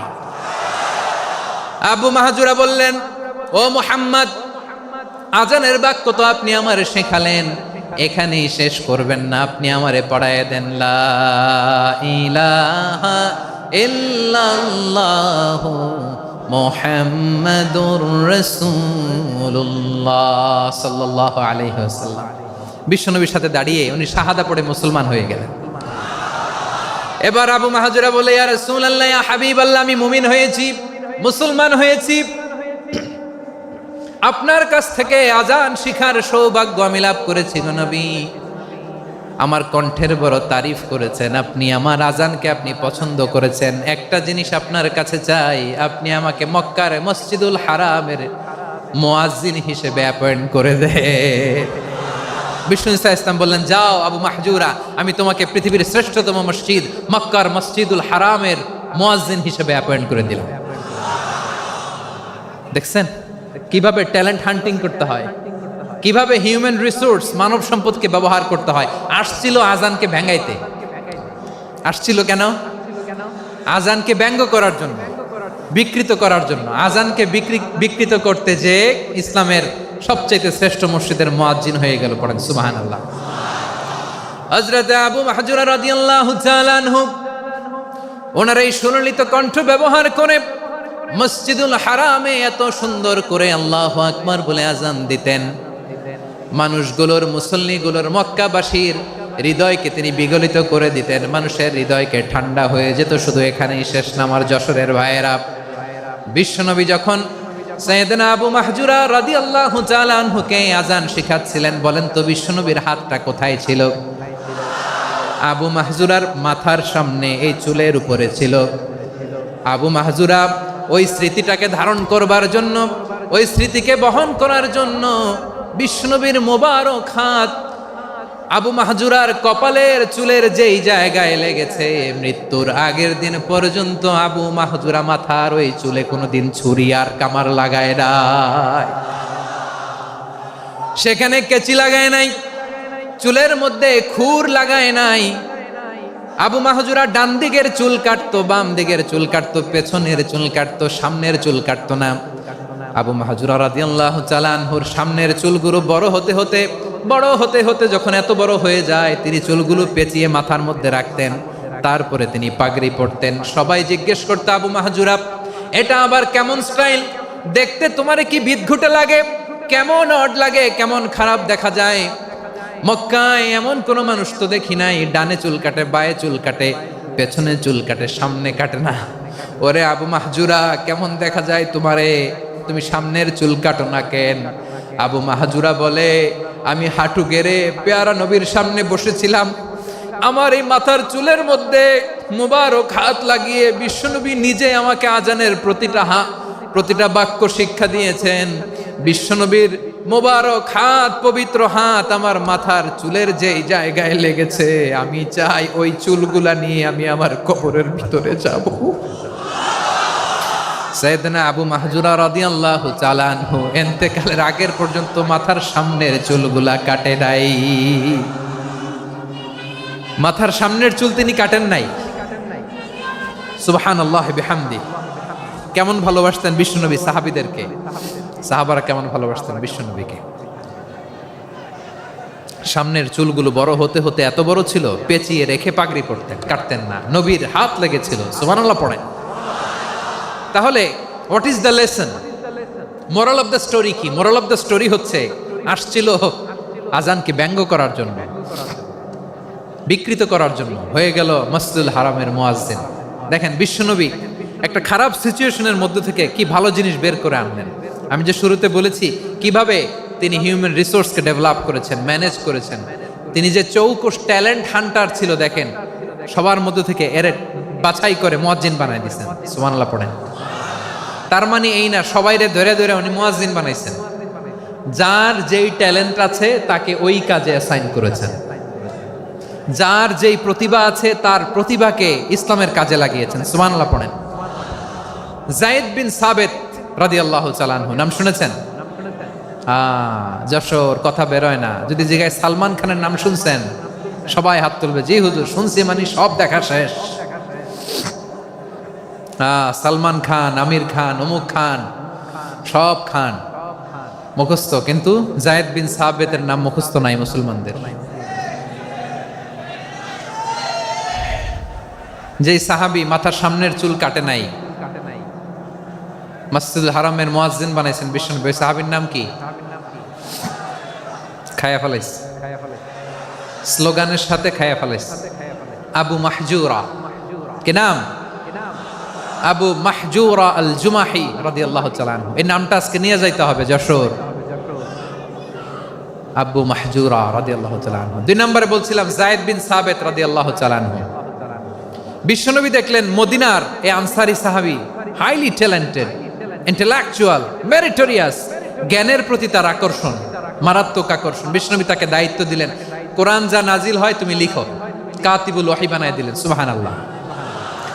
যায়েদ বিন সাবেতরে আবার আজান শিখান নাই, কারণ তার মধ্যে বিশ্বনবী প্রতিভা দেখেছেন, একাডেমিক প্রতিভা। বিশ্বনবীর একাডেমিক প্রজেক্টগুলো তিনি হ্যান্ডেল করতেন। যায়েদ বিন সাবেত ছিল বিশ্বনবীর ব্যক্তিগত সচিব। কি ছিল? ব্যক্তিগত সচিব। বোঝেন নাই? বিশ্বনবীর ব্যক্তিগত সচিব এবং দোভাষী।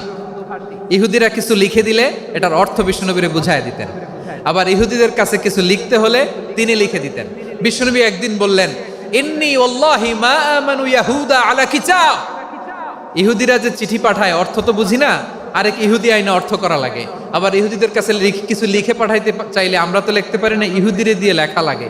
ওরা যে পয়রা শোনায় লিখে দেয়, আমি ওদের বিশ্বাস করি না। আমার নিজের একজন লোক দরকার। বিশ্বনবী এই যায়েদ বিন সাবেতকে চুজ করলেন ল্যাঙ্গুয়েজের জন্য। উনি বললেন, যায়েদ তোমার সফট স্কিলকে ডেভেলপ করতে হবে, তুমি হিব্রু ল্যাঙ্গুয়েজ শিখে ফেলো। যায়েদ বিন সাবেত বলল, বিশ্বনবীর মোটিভেশন আর ইন্সপিরেশন পেয়ে আমি 15 দিনে ইহুদিদের এই হিব্রু ল্যাঙ্গুয়েজ শিখে ফেললাম। শুধু শিখে ফেললাম না, হাত্তা হাদিকতু, even I became master in the language. এই ভাষা আমি পারদর্শী হয়ে গেলাম। এরপরে ইহুদিরা চিঠি লিখে পাঠালে আর কোনো ইহুদি ডাকা লাগতো না, আমি নবীর এটার অর্থ শুনে পরে বুঝাই দিতাম। আবার ইহুদিদের কাছে চিঠি লেখা লাগলে আমি যায়েদ বিন সাবেত চিঠি লিখে দিতাম। সুবহানাল্লাহ।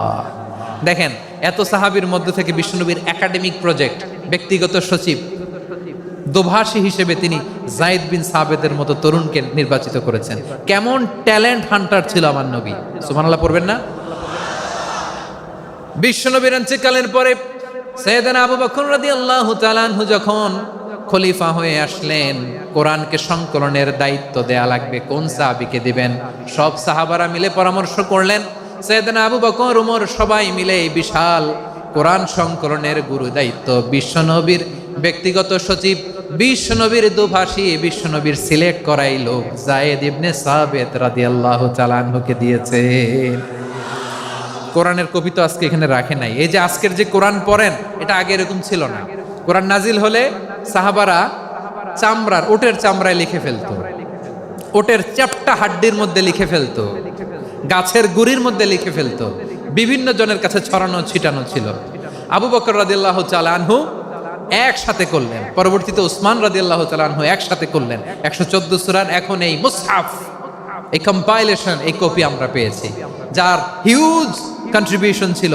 এই পুরো কোরআন কম্পাইলেশনের প্রজেক্ট ম্যানেজার ছিল যায়েদ বিন সাবেত রাদিয়াল্লাহু তাআলা।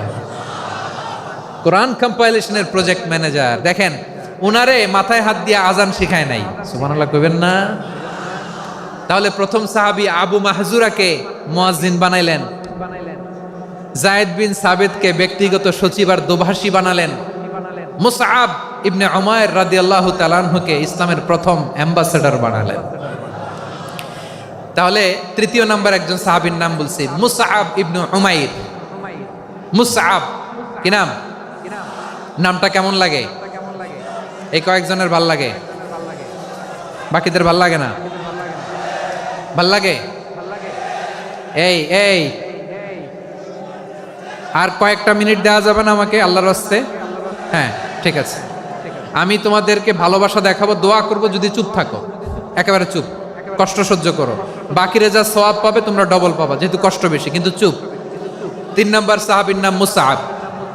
এই ধাক্কাধাক্কি কেন? ধাক্কাধাক্কি কেন রে ভাই? না না না, এরকম হইলে আসবো না যশোর, আমি আর আসবো না। হয় পিছনে চলে যাও, নাহলে চুপ, ধাক্কাধাক্কি নাই। 3 নাম্বার সাহাবীর নাম মুসআব। কি নাম? He was the first ambassador in Islam. ইসলামের প্রথম ডিপ্লোমাট, প্রথম কূটনৈতিক, ইসলামের প্রথম কূটনৈতিক, ইসলামের প্রথম ডিপ্লোমাট, প্রথম অ্যাম্বাসেডর মুসআব ইবনে উমাইর। মক্কার তরুণ যুবক, উনি পারফিউম লাগাইলে মানুষ দেখলেই বুঝতো এটা মুসআব লাগাইছে। এমন ড্যাশিং ফেসের ছিল, এমন স্মার্ট ড্যাশিং ফেস, এমন পার্সোনালিটির মানুষ ছিল মুসআব রাদিয়াল্লাহু তাআলা আনহু। কারণ যিনি ইসলামের স্পোকম্যান হবেন, মুখপাত্র হবেন, তার স্মার্ট হওয়ার দরকার আছে না নাই? আকাবার প্রথম শপথ যখন হলো, তাদের সাথে বিষ্ণু ঈসা ইসলাম মদিনাতে একজন মুখপাত্র পাঠালেন, ডিপ্লোমাটকে পাঠালেন, অ্যাম্বাসেডর অফ ইসলাম, তিনি হচ্ছেন মুসআব ইবনে উমাইর। পড়েন সুবহানাল্লাহ। বিশ্বনবী দেখলেন সে অনেক স্মার্ট, তার ডেডিকেশন আছে, সিনসিয়ারিটি আছে, এবং মদিনায় যে আউস খাজরাজ গোত্রের নেতাদের সাথে ডিল করতে হবে, ইহুদিদের সাথে ডিল করতে হবে, ওখানে একজন পাক্কা জানু খেলোয়াড়ের দরকার আছে না নাই? মুসআব ইবনে উমাইর রাদিয়াল্লাহু তাআলা আনহু, ওনাকে বিষ্ণু ঈসা ইসলাম চুজ করলেন। এবং বিষ্ণু ঈসা ইসলামের এই চুজিংটা, এই সিলেকশনটা এত সুন্দর ছিল, তিনি মদিনাতে যে বিশ্বনবী আসার আগেই মদিনার জমিনকে তিনি উর্বর করে ফেলছেন। প্রতিটা ঘরে ঘরে কালিমার দাওয়াত তিনি পৌঁছায় দিচ্ছেন। জুমার বিধান নাজিল হয়েছে, কিন্তু মক্কায় পরিবেশ নাই জুমা পালনের। বিষ্ণু ঈসা ইসলাম একজনকে দিয়ে খবর পাঠালেন, যাও মদিনায় মুসাবকে যে বলো, মুসাব তো আমার শিক্ষক, আমার স্পোকম্যান, মদিনাতে যেন তারা জুমা কায়েম করে। বিশ্বনবীর আগেই মুসআব মদিনার মুসলিমদেরকে নিয়ে মদিনায় প্রথম জুমা কায়েম করে ফেলছে। কোন সুবহানাল্লাহ। ডিপ্লোমাটদের কেমন হইতে হয়, অ্যাম্বাসেডারের কেমন হইতে হয়, মুসআব রাদিয়াল্লাহু তাআলা আনহুর কাছ থেকে শিখে নাও। মুসআব নামটা কেমন লাগে? যশোর যাদের সন্তান হবে, ছেলে সন্তান, আমার রাস্তায় পাইলে সবাই জিজ্ঞেস করে, হুজুর একটা নাম দেন, আমার ছেলে হবে। যশোরবাসীর জন্য আমি একটা নাম দিয়ে দিলাম, নাম রাখতে হবে মুসআব। কি নাম? নামটা যাদের ভাল লাগে, ছেলে সন্তান অনাগত আসবে, মনে চাইলে নাম রেখে দিবেন মুসআব রাদিয়াল্লাহু তাআলা আনহুর নামে মুসআব। তাহলে মুসআব রাদিয়াল্লাহু তাআলা আনহুকে বিশ্বনবী ল্যাঙ্গুয়েজ শিখান নাই, সফট স্কিল শিখান নাই। যায়েদ রাদিয়াল্লাহু, তিনি হিব্রু ল্যাঙ্গুয়েজ শিখেছেন, সুরিয়ানি শিখেছেন, কিন্তু মুসআবকে তিনি বানিয়েছেন the spokesman of Islam, the first diplomat, the ambassador of Islam. সুবহানাল্লাহ পড়বেন না? আব্দুল্লাহ ইবনে আব্বাস রাদিয়াল্লাহু তাআলা আনহু, বিশ্বনবীর কাজিন, চাচাতো ভাই। আবার মাইমুনা রাদিয়াল্লাহু তাআলা আনহু, মাইমুনা নবীর স্ত্রী, তিনি ছিলেন আব্দুল্লাহর আপন খালা। তো নবীর বউ যদি ওনার খালা হয়, নবী তার কি? বুঝে নাই, নবী তার কি? খালু। তাহলে সম্পর্ক অনেক গভীর, কাজিন আবার খালু, ছোট্ট মানুষ, তাই রাতে মাঝে মাঝে ঘরে থাকতো। বিশ্বনবী দেখলেন আব্দুল্লাহ যেহেতু আমার ঘরে ঢুকতে পারে, আব্দুল্লাহরে এই উম্মতের বড় শিক্ষাবিদ বানাইতে হবে। কথা বোঝে নাই? আব্দুল্লাহকে কি বানাইতে হবে? শিক্ষাবিদ, এডুকেটর অফ দিস উম্মাহ, এই উম্মার শিক্ষাবিদ বানাইতে হবে। তাই আব্দুল্লাহ ইবনে আব্বাসকে বিশ্বনবী হাতে কলমে শিক্ষা দিয়েছেন। আহারে, আর এরপরে যে কি ভাষা আসবে তোমাদের জন্য আমার মুখ থেকে আমি নিজেও জানি না, আমি নিজেও জানি না। 1 ঘন্টা যাবত ধাক্কা ধাক্কি মারামারি। তো আসতে বলছে কে তোমাকে? পেছনে চলে যাও, জায়গা না পেলে পুরো প্রোগ্রামটাই নষ্ট করে দিল।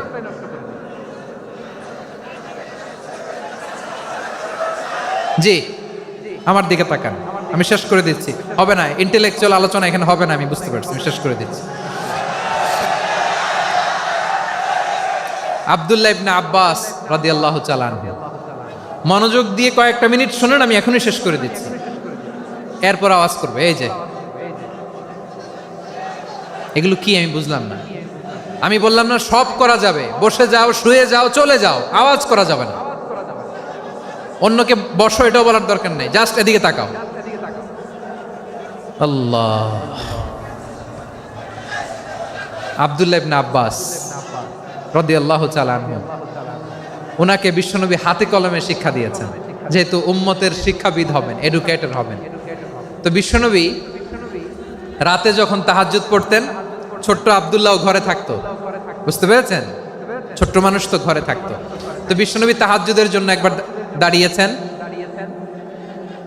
ছোট্ট আব্দুল্লাহ ওযু করে দাঁড়াইছে। আচ্ছা বলেন তো, ইমাম আর মুসল্লি মোট যদি দুইজন হয়, একজন ইমাম একজন মুসল্লি, তো মুসল্লি ইমামের কোন দিকে দাঁড়াবে? ডানে দাঁড়াবে। ছোট্ট আব্দুল্লাহ বোঝে নাই, বিশ্বনবী তাহাজ্জুদ শুরু করেছেন, উনি একতেদা করছেন আর দাঁড়াইছেন বায়ে। কোথায় দাঁড়িয়েছেন?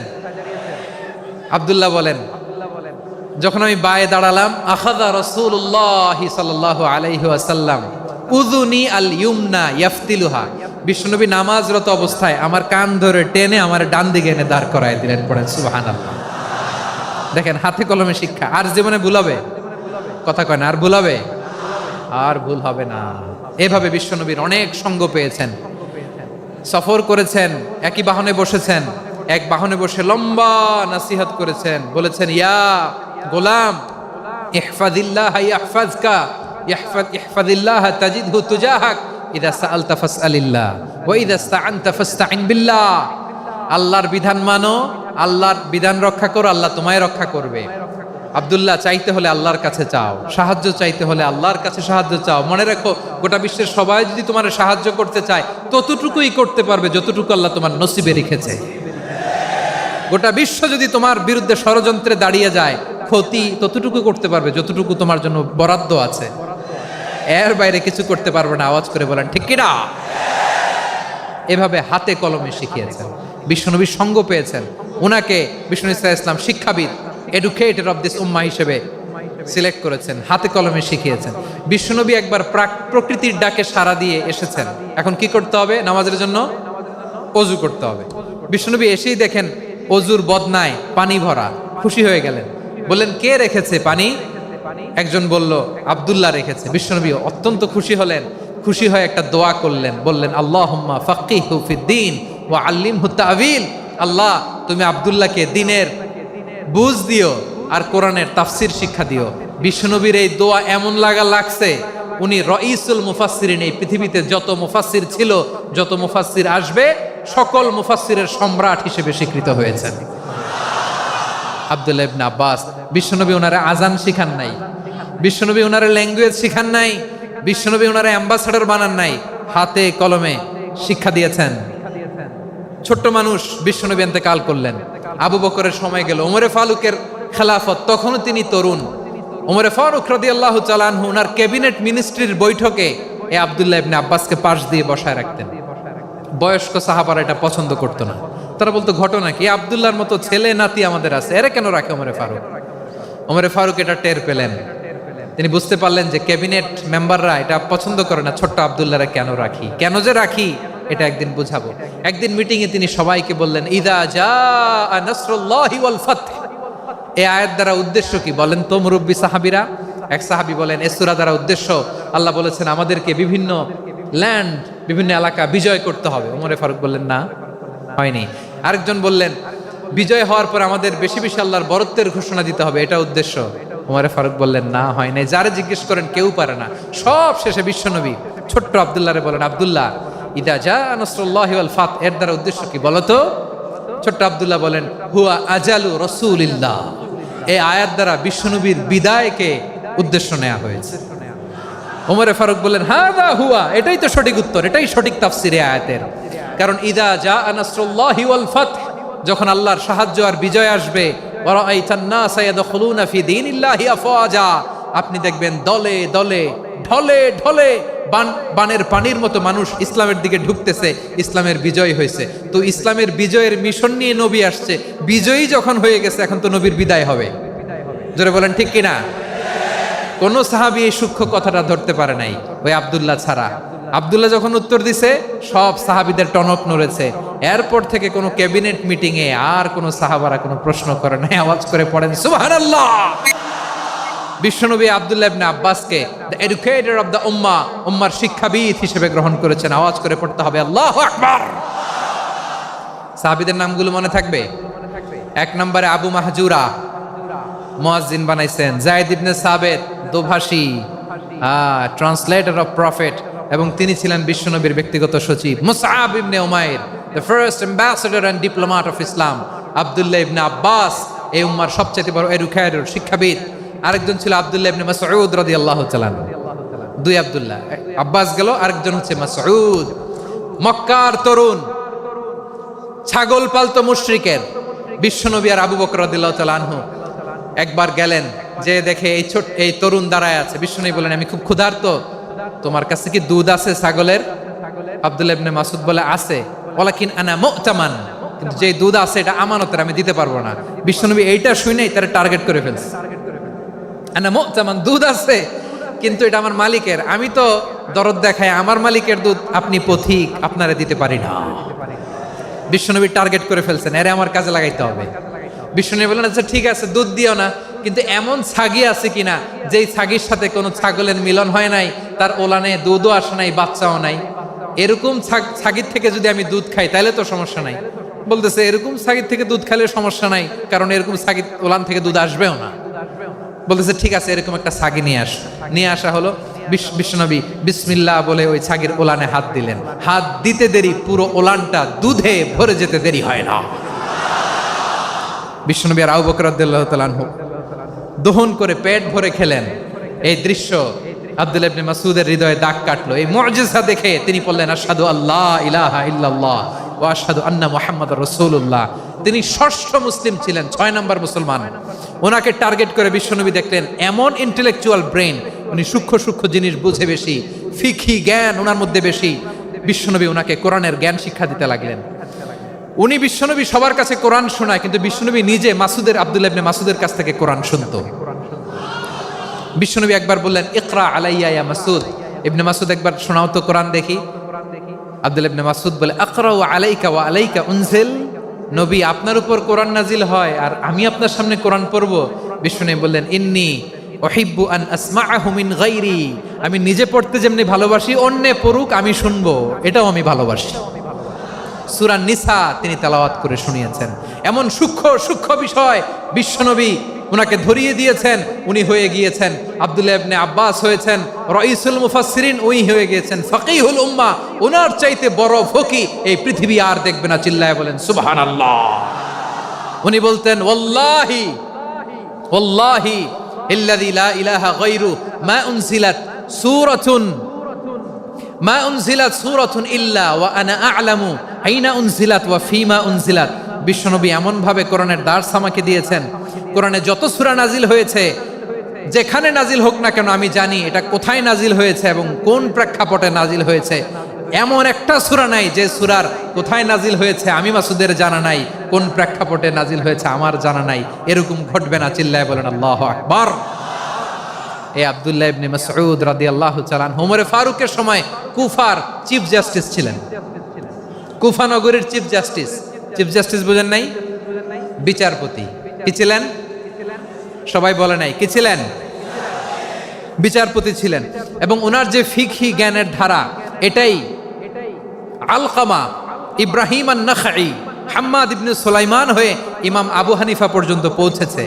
এবং ওনার ফিকহি জ্ঞানের ধারাই হানাফি মাযহাবে অ্যাকসেপ্ট হয়েছে। আজও এগুলো হানাফি মাযহাবে চর্চিত হয়। হানাফি মাযহাবের সব ফিক আব্দুল্লাহ ইবনে মাসউদের ফিকহি জ্ঞানের ধারা থেকে নেওয়া হয়েছে। চিল্লায় পড়েন সুবহানাল্লাহ। তাহলে উনাকে বিশ্বনবী বানিয়েছেন জুরিস্ট, আইনবিদ, ফাকিহ। উনারে আজান শিখান নাই। হিউম্যান রিসোর্স ডেভেলপমেন্ট কিভাবে করবেন, মানব সম্পদের উন্নয়ন কিভাবে করতে হয়, কিভাবে যার যেখানে প্রতিভা কাজে লাগাতে হয় উনি দেখিয়েছেন। সুবহানাল্লাহ পড়বেন না? খালিদ বিন ওয়ালিদ নাম শুনছেন? কে কে শোনেন নাই? হাত তোলেন। কি ছিলেন? বীর যোদ্ধা, বীর যোদ্ধা ছিলেন খালিদ বিন ওয়ালিদ, কিন্তু তিনি ইসলাম ধর্ম গ্রহণ করেছেন অনেক দেরিতে, অষ্টম হিজরিতে। তার মানে অষ্টম হিজরির আগে উনি মুশরিকদের পক্ষে লড়াই করেছেন। ওনার হাতে কত মুসলিম সাহাবী যে নিহত হয়েছে হিসাব নাই। বিষ্ণুনবী টার্গেট করে রাখছে, তুমি আমাদের মুসলিমদের এত ক্ষতি করলা, তুমি যখন মুসলমান হবা তোমার দিয়ে আমি এমন কাম করামু যে এটা আর কেউ করতে পারবে না। সুবহানাল্লাহ নাই? যশোর ক্লান্ত হয়ে গেছে।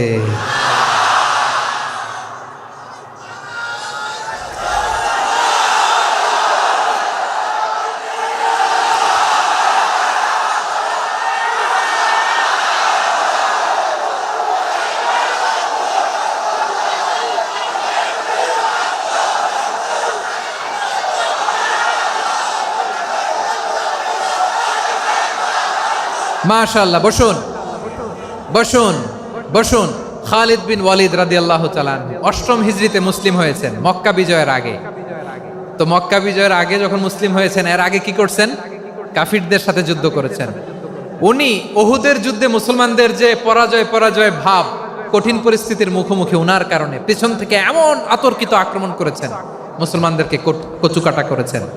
অষ্টম হিজরিতে আল্লাহ তাআলা হেদায়েতের নূর দিয়ে ওনার হৃদয়টাকে উজালা করে দিলেন। লা ইলাহা, এটা এমন বাণী যার হৃদয়ে একবার টাচ খাবে, এইটা থেকে সে আর পালিয়ে বেড়াতে পারে। ঝিনুকের ভেতর লুকিয়ে থাকে যেমন মতি, ঝিনুকের ভেতর লুকিয়ে থাকে যেমন মতি, কলমা শাহাদাতে আছে আল্লাহর জ্যোতি, কলমা শাহাদাতে আছে আল্লাহর জ্যোতি। ঠিক কিনা বলেন? মক্কা বিজয়ের আগে মুসলিম হলেন, হওয়ার পরেই বিশ্বনবীর টার্গেট ফুলফিল হলো। ওই যে টার্গেট করে রেখেছেন আর দোয়া করেছেন, খালিদ বিন ওয়ালিদ যদি মুসলিম হয় তাকে আমি মিলিটারি চিফ বানাবো। ওনাকে আজান শিখান নাই, ওনারে কান ধইরা নামাজের এই মাথা থেকে ওই মাথা আনান নাই, ফিকহি কোরআনের সূক্ষ্ম তাফসীর ওনারে শিখান নাই, অ্যাম্বাসেডর বানান নাই। বিষ্ণু ইসলাম উনাকে সামরিক অভিযানে প্রেরণ করেছেন। সামরিক অভিযানে তিনি প্রেরণ করেছেন। উনার জীবদ্দশায় উনার নেতৃত্বে যতগুলো যুদ্ধ হয়েছে, একটা যুদ্ধেও তিনি পরাজয় বরণ করেন নাই। ওমরে ফারুকের সময়কালে তিনি চিফ অফ মুসলিম মিলিটারি, মানে মুসলিম সেনাপতি হয়েছেন। যশোর আওয়াজ করো, ঠিক কিনা বলো? সেনাপতি, মুসলিম সেনাপতি। তাহলে কিভাবে হিউম্যান রিসোর্স ব্যবহার করতে হয় গোটা বিশ্ব আমার নবীর কাছ থেকে শিখে নাও। খালিদ বিন ওয়ালিদ, ওনাকে বিশ্বনবী একটা উপাধি দিয়েছেন। উপাধিটা হচ্ছে সাইফুল্লাহিল মাসলুল, আল্লাহর নাঙ্গা তরবারি, আল্লাহর খোলা তরবারি, দ্য ওপেন সোর্ড অফ আল্লাহ। খালিদ বিন ওয়ালিদ মুসলিম সেনাপতি। হাসান বিন সাবেত নাম শুনছেন? দেখি উনি কি ছিল বলেন। রাসূলের সভা কবি, কালচারাল হিজিমনিকে ডিফিট করার জন্য। উনি ভালো অস্ত্র চালানো জানতেন না, ওই কাজে উনি যেতেন না। ওনার ছিল কাব্য প্রতিভা। কাব্য প্রতিভা, কাফিররা কবিতা দিয়ে নবীকে গালি দিত। বিশ্বনবী বলতেন, ইয়া হাসান আজিব আন রাসূলিল্লাহ, তুমি নবীর হয়ে কাফেরদের এই কথাগুলোর জবাব দাও। বিশ্বনবীর একটা মিম্বার ছিল। বিশ্বনবীর মিম্বারের পাশাপাশি মসজিদে নববীতে এই হাসান বিন সাবেতের জন্য বিশ্বনবী একটা স্পেশাল মিম্বার বানিয়ে দিয়েছেন। এখান থেকে তুমি জবাব দাও। এবং বিশ্বনবী বলেছেন, আল্লাহুম্মা আইয়িদহু বিরূহিল কুদুস। আল্লাহ, হাসান আমার পক্ষে জবাব দেয়, তুমি জিব্রাইল মারফত তাকে সাহায্য পাঠাইয়া দিও। রাসূল সাল্লাল্লাহু আলাইহি ওয়াসাল্লামের সভা কবি, the poet of the prophet, নবীর কবি। উনি কবিতা দিয়ে, এমন উচ্চাঙ্গের ভাষায় কবিতা দিয়ে তিনি জবাব দিতেন, কাফিরদের গা শিহরে যেত, তাদের হৃদয়ে আগুন ধরে যেত। তাহলে এরকম কবিরও দরকার আছে না নাই? এখন যাকে আল্লাহ দিছে কাব্য প্রতিভা, এরা যদি আপনি যুদ্ধের ময়দানে পাঠান হবে? যারে দিছে সুরেলা গলা, এরা যদি অ্যাম্বাসেডর বানান হবে না। হাসান বিন সাবেত ছিলেন বিষ্ণু ইসলামের কবি। হুযায়ফা ইবনুল ইয়ামান বিশ্বনবীর গোয়েন্দা বিভাগের প্রধান। কিসের প্রধান? হুযায়ফা ইবনুল ইয়ামান। ওনার ছিল ডিটেকটিভ মাইন্ড, ডিটেকটিভ মাইন্ড, গোয়েন্দা বিভাগের প্রধান।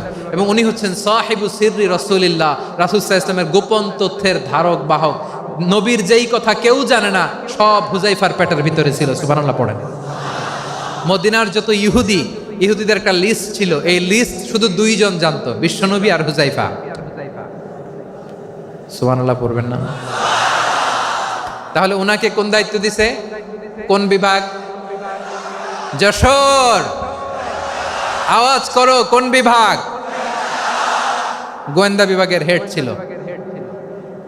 খন্দকের যুদ্ধে প্রচন্ড আজকের মতো শৈত্য প্রবাহ, মাটি খনন করতে করতে সাহাবীদের পেটে ক্ষুধা নাই, দাঁড়াইতে পারে না নামাজের জন্য, এত ক্লান্ত, ক্ষুধা, ক্লান্ত, শ্রান্ত। বিশ্বনবী বললেন, কে আছো? এই কঠিন শীত, এই ভয় আর ক্ষুধার মধ্যেও খন্দকের পরীক্ষার টপকে শত্রু শিবিরে যে আমাকে তথ্য দিবা, কে আছো? কারো গায়ে শক্তিই নাই যে দাঁড়াবে, কেউ দাঁড়ায় না। বিশ্বনবী তখন নিজে হুজাইফাকে ডাক দিলেন, হুজাইফা, যে আমাকে আজকে শত্রু শিবিরের তথ্য এনে দিবে সে জান্নাতে আমার মোরাফাকা, আমার সঙ্গী হবে। হুজাইফা রাদিয়াল্লাহু ইবনুল ইয়ামান জীবনের ঝুঁকি নিয়ে এই ক্ষুধা, শৈত্য প্রবাহ, কোল্ড ওয়েভসকে উপেক্ষা করে পরীক্ষা টপকে শত্রু শিবিরে যে সবার কথাগুলো চুপে চুপে শুনে বিশ্বনবীর দরবারে এসে গোয়েন্দাদের মতো তথ্য সরবরাহ করেছে। বিশ্বনবীর গোয়েন্দা বিভাগের প্রধান হুজাইফা ইবনুল ইয়ামান ইন্টেলিজেন্স বিভাগ চালাতেন। মুনাফিকদের নাম ওনার কাছে ছিল। মুআয ইবনে জাবাল মদিনা রাষ্ট্রের সবচেয়ে সিনিয়র আমলা ছিলেন। আমলাতন্ত্র চিনেন তো? প্রশাসনিক কাজ যারা চালায়, অ্যাডমিনিস্ট্রেশন বুঝেন না? The department of administration. মদিনার রাষ্ট্রের সিনিয়র আমলা মুআয ইবনে জাবাল মুতাখাসসিসুন ফিল হালাল ওয়াল হারাম, হালাল হারামের স্পেশালিস্ট ছিলেন। বিশ্বনবী উনাকে ইয়ামানের গভর্নর করে পাঠিয়েছেন।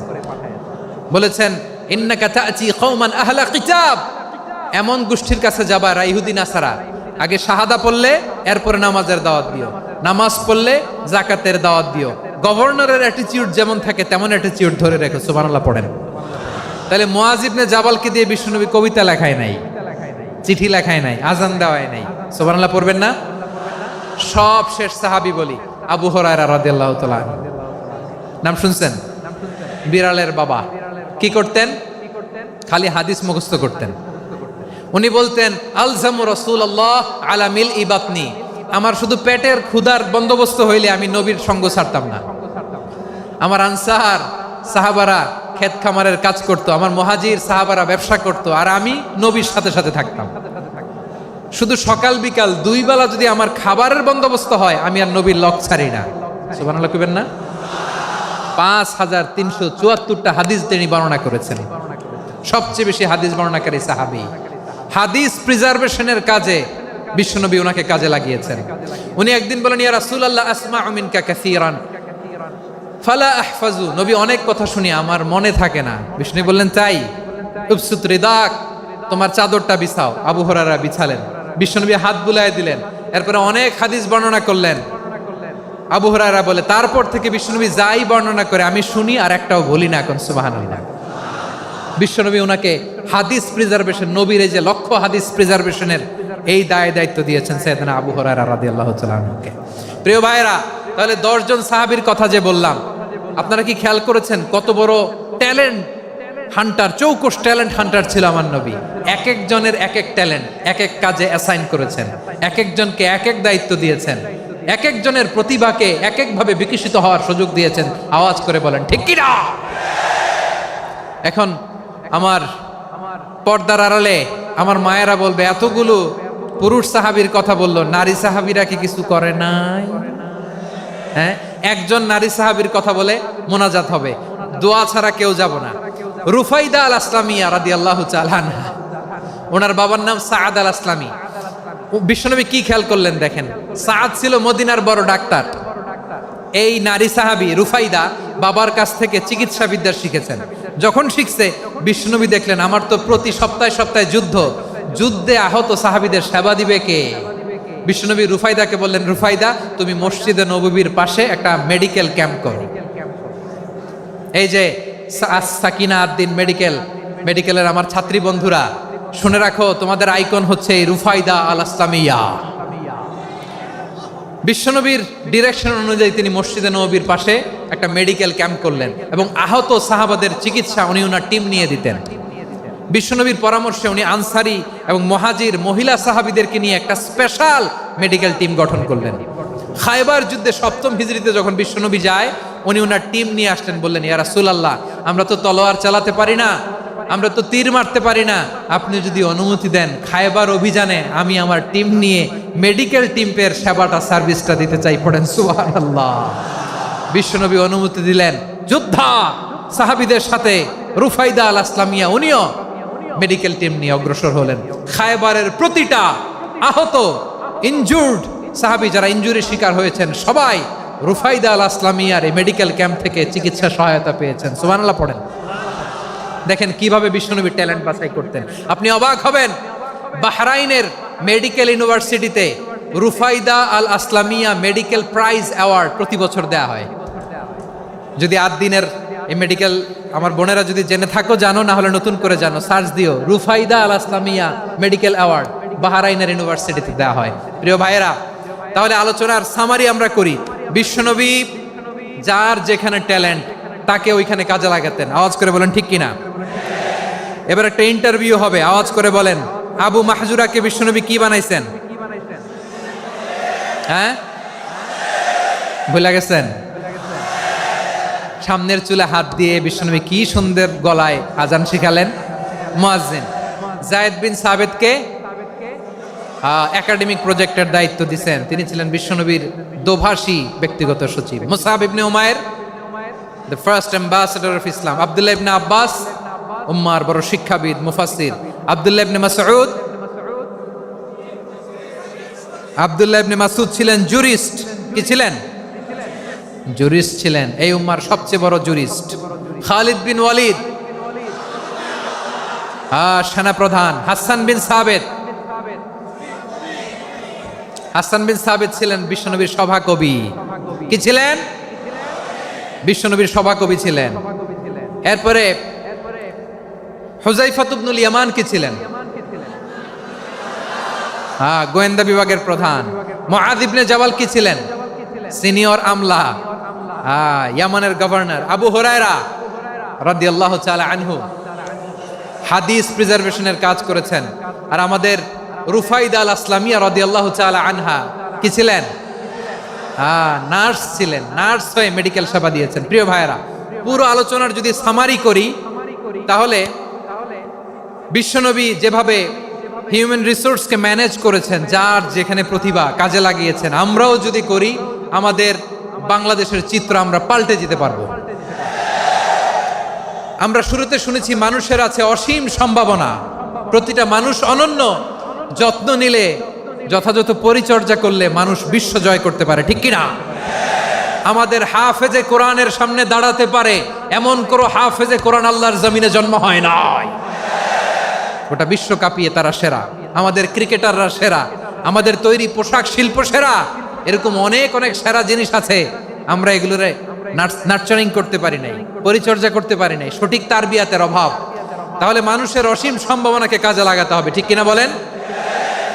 ইউনুস গভর্নমেন্টকে আমি বলবো, অল্প সময়ের জন্য আপনারা এসেছেন, সংস্কারও করতে হবে, আবার নির্বাচনও করতে হবে। সব সংস্কার হয়তো করতে পারবেন না, যতটুকু পারবেন এর মধ্যে আমাদের যে হিউজ ম্যান পাওয়ার, আমাদের যে মানব সম্পদ, হিউম্যান রিসোর্স, এটাকে ডেভেলপ করে আপনাদের যেতে হবে। যেটা পারবেন না সেটাকে পরবর্তী নির্বাচিত গভর্নমেন্টের কাছে রেখে যেতে হবে, যে তারা যেন করে, তাদের কাছে আপনারা এটা রেখে যাবেন। তাহলে মানুষ চাইলে বিশ্ব জয় করতে পারে। আর মানুষকে হারাতে পারে কেউ? জোরে বলো যশোর, মানুষকে হারাতে পারে কেউ? আল্লাহ আমাদেরকে জনসংখ্যা দিয়েছেন। প্রিয় ভাইয়েরা, এই জনসংখ্যা অনেক বড় সম্পদ, এটা আমাদের জন্য অভিশাপ নয়, আশীর্বাদ। আমাদের জনসংখ্যাকে যদি আমরা জনশক্তিতে রূপান্তর করতে পারি, আজকে বাংলাদেশ যে অবস্থানে দাঁড়িয়ে আছে, বাংলাদেশ তার 20 গুণ উন্নতির শিখরে চলে যাবে। চিল্লায় বলো ঠিক কিনা? আমাদের শ্রমিক ভাইয়েরা বাইরে কাজ করে, আমাদের শ্রমজীবী ভাইয়েরা, প্রবাসীরা, তাদের ব্যাপারে গুরুত্ব দিতে হবে। আমাদের শ্রমের দাম সবচেয়ে কম, সবচেয়ে কম। তারা এম্বাসিতে গুরুত্ব পায় না, এয়ারপোর্টে গুরুত্ব পায় না। এই সরকার অবশ্য তাদেরকে অনেক গুরুত্ব দিচ্ছে। আমাদের অদক্ষ শ্রমিককে যখন আমরা দুবাই পাঠাই অল্প বেতন পায়, কিন্তু ইন্ডিয়ানরা দক্ষ শ্রমিক পাঠাইলে তার 3 গুণ বেতন পায়। আমরা আমাদের শ্রমিকদেরকে অদক্ষভাবে আর পাঠাতে চাই না, দক্ষ শ্রমিক পাঠিয়ে আমরা রেমিটেন্সের বন্যা বইয়ে দেব। আমাদের শ্রমিকদের পাঠানো রেমিটেন্সের টাকায় সচল থাকে আমার দেশের অর্থনীতির চাকা। তাদেরকে সবচেয়ে গুরুত্ব দিতে হবে। আমরা পেয়েছি ফ্রিডম ফাইটার, মুক্তিযোদ্ধা, আর আমার প্রবাসী ভাইরা হচ্ছে রেমিটেন্স ফাইটার। জোরে বলো ঠিক কিনা? তাহলে আমাদের এই জনশক্তিকে জনসম্পদে ট্রান্সফর্ম করতে হবে, ঠিক কিনা বলেন? সরকার জনগণকে এভাবে পলিশ করতে হবে। মা বাবারা ছেলে মেয়েদের মধ্যে কার কোন যোগ্যতা তাকে ওইভাবে কাজে লাগাতে হবে। সবার এ প্লাস পাওয়ার কোনো দরকার নাই। আমাদের দেশে একটা টেন্ডেন্সি আছে, পরীক্ষায় এ প্লাস না পাইলে কই তুই কি করলি, পাশের বাড়ির ছেলে এ প্লাস পাইছে, যা ওর পা ধোয়া পানি খা। কি খা? তা আমি ভাবছি যে পা ধোয়া, এ প্লাস পাওয়া ছেলেদের পা ধোয়া পানির একটা পানির ব্র্যান্ড বানাইতে হবে। এরকম লেখা থাকবে, এ প্লাস পাওয়া ছেলেদের পা ধোয়া পানি। খাওয়া নাই, এগুলার খাওয়া নাই। ওরে আল্লাহ এ প্লাস পাওয়ার জন্য বানাইছে, আর আপনার ছেলেকে এই এ প্লাস গুলারে নিয়ন্ত্রণ করার জন্য আল্লাহ বানাইছে। ওকে দিয়ে আল্লাহ কি করবে আপনি জানেনই না। একটা এ প্লাস, একটা এ গ্রেড একটা মানুষের জীবনকে ঠিক করে দিতে পারে না। আপনার ছেলেকে আল্লাহ অন্যদিকে যোগ্যতা দিয়েছে। ওদের মনোবল ভাঙবেন না, খবরদার খবরদার। ছেলে মেয়েদের মনোবল ভাঙবেন না। যাকে দিয়ে যেটা হবে তাকে দিয়ে সেটা করতে হবে, তার প্রতিভাকে সেভাবে কাজে লাগাতে হবে। তাহলে বাংলাদেশ, আমাদের এই জনসংখ্যা জনসম্পদে রূপান্তরিত হবে। আমাদের সরকারের তত্ত্বাবধানে আমাদের 18 কোটি জনগণ দক্ষ জনশক্তিতে রূপান্তরিত হোক। আমরা চাই কি চাই না? আমরা ভালো মানুষ, শ্রেষ্ঠ মানুষ হতে চাই কি চাই না? ওই জাপানিজদের মতো সৎ, ওই ইউরোপিয়ানদের মতো কালচার্ড। আমাদেরকে আল্লাহ তাআলা কোরআন সুন্নাহ অনেক কিছু দিয়েছেন। যেহেতু বর্তমানে আমরা দেখছি তারা সৎ, তাদের মধ্যে ভ্যালিউ আছে, সেগুলো আমাদের মধ্যে আনার দরকার আছে না নাই? আর ইসলাম দিয়ে আমাদের জীবনকে সাজাতে হবে, ইসলাম দিয়ে আমার পরিবারকে সাজাতে হবে। ইসলাম থেকে, কোরআন থেকে প্রেসক্রিপশন না নিলে জীবন সুন্দর হবে না। কোরআন থেকে প্রেসক্রিপশন না নিলে সমাজ সুন্দর হবে না। কোরআনের প্রেসক্রিপশন না মানলে রাষ্ট্র সুন্দর হবে না। কোরআনের প্রেসক্রিপশন অ্যাপ্লাই না করলে শুধু দুর্নীতি দমন কমিশন দিয়ে দুর্নীতি বন্ধ করা যাবে না। এজন্য কোরআনের আইন আমরা চাই কি চাই না? প্রিয় ভাইয়েরা, হিউম্যান রিসোর্স ডেভেলপমেন্ট, মানব সম্পদের উন্নয়ন, আমাদের সরকার যেন এদিকে নজর দেয়। আমরা যেন এই ব্যাপারে যত্নবান হয়ে উঠি। যাকে আল্লাহ যে যোগ্যতা দিয়েছে, এই যোগ্যতা দিয়ে আমরা যেন ইসলামের জন্য, দেশের জন্য কাজ করি। আমরা যেন আমাদের স্কিল ডেভেলপ করি, আমাদের পটেনশিয়ালকে ডেভেলপ করি। মোরালিটি, ভ্যালিউজ নিয়ে শায়েখ আহমদুল্লাহ আলোচনা করেছেন। এগুলো দিয়ে যেন আমরা আমাদেরকে সাজাই। আল্লাহ তাআলা আমাদের দেশকে তুমি নিরাপদ করো, আমরা পড়ি আমিন। আল্লাহ আমার 18 কোটি জনগণকে তুমি জনশক্তিতে রূপান্তরিত করো, আমিন। আল্লাহ আমরা হাতে হাত রেখে, কাঁধে কাঁধ মিলিয়ে, ভাইয়ে ভাইয়ে যেন এই দেশকে গড়তে পারি, আল্লাহ তুমি তৌফিক দান করো, আমরা পড়ি আমিন। আমার প্রিয় মহিউদ্দিন ভাই বলেছেন, হুজুর এমন একটা ঘোষণাপত্র দিয়ে যাবেন আজকের এই ঐতিহাসিক যশোরের প্রোগ্রামে, যেটা গোটা বাংলাদেশে মানুষ এটার উপর আমল করে। আমি যে কথাটা বলেছি এটাই, আসুন আমরা আমাদের জনসংখ্যাকে জনসম্পদে ট্রান্সফর্ম করি। আমাদের জনসংখ্যাকে আমরা যেন জনশক্তিতে রূপান্তরিত করি। জনসংখ্যাকে ট্রান্সফর্ম করে জনশক্তি দিয়ে আমরা যেন আগামীর বাংলাদেশ, স্বাধীন বাংলাদেশ 2.0 কে গড়ে তুলি। আল্লাহ তাআলা আমাদের সবাইকে কথাগুলো বোঝার, আমল করার তৌফিক দান করুন। এই জেনজি, ক্ষমা করে দিও আমাকে, অনেক ধমক দিছি, বকা দিছি।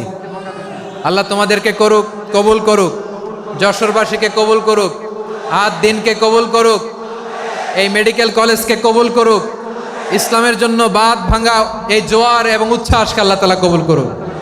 হাযা মা ইনদি ওয়াল ইলমু ইনদাল্লাহ আলাইহি তাওয়াক্কালতু ওয়া ইলাইহি উনীব। সুবহানাকাল্লাহুম্মা বিহামদিকা আশহাদু আল্লা ইলাহা ইল্লা আনতা আস্তাগফিরুকা ওয়া আতুবু ইলাইক। আল্লাহুম্মা আমিন। রব্বানা ظلمنا أنفسنا وإن لم تغفر لنا وترحمنا لنكونن من الخاسرين. ربنا آتنا في الدنيا حسنة وفي الآخرة حسنة وقنا عذاب النار. ও বিশাল আকাশের মালিক, বিশাল জমিনের মালিক, তোমার আকাশ বাতাসের তুলনায় আমাদের হাত দুইটা বড় ছোট্ট রে আল্লাহ। ছোট দুটি হাত পেতে বুক ভরা আশা নিয়ে তোমার শাহী দরবারে চেয়ে রইলাম। আমাদের জিন্দেগির গুনাহ খাতা তুমি মাফ করে দাও। আমাদের আব্বা আম্মা দাদা দাদি আত্মীয় স্বজন সবার গুনাহ খাতা তুমি মাফ করে দাও। আমাদের যত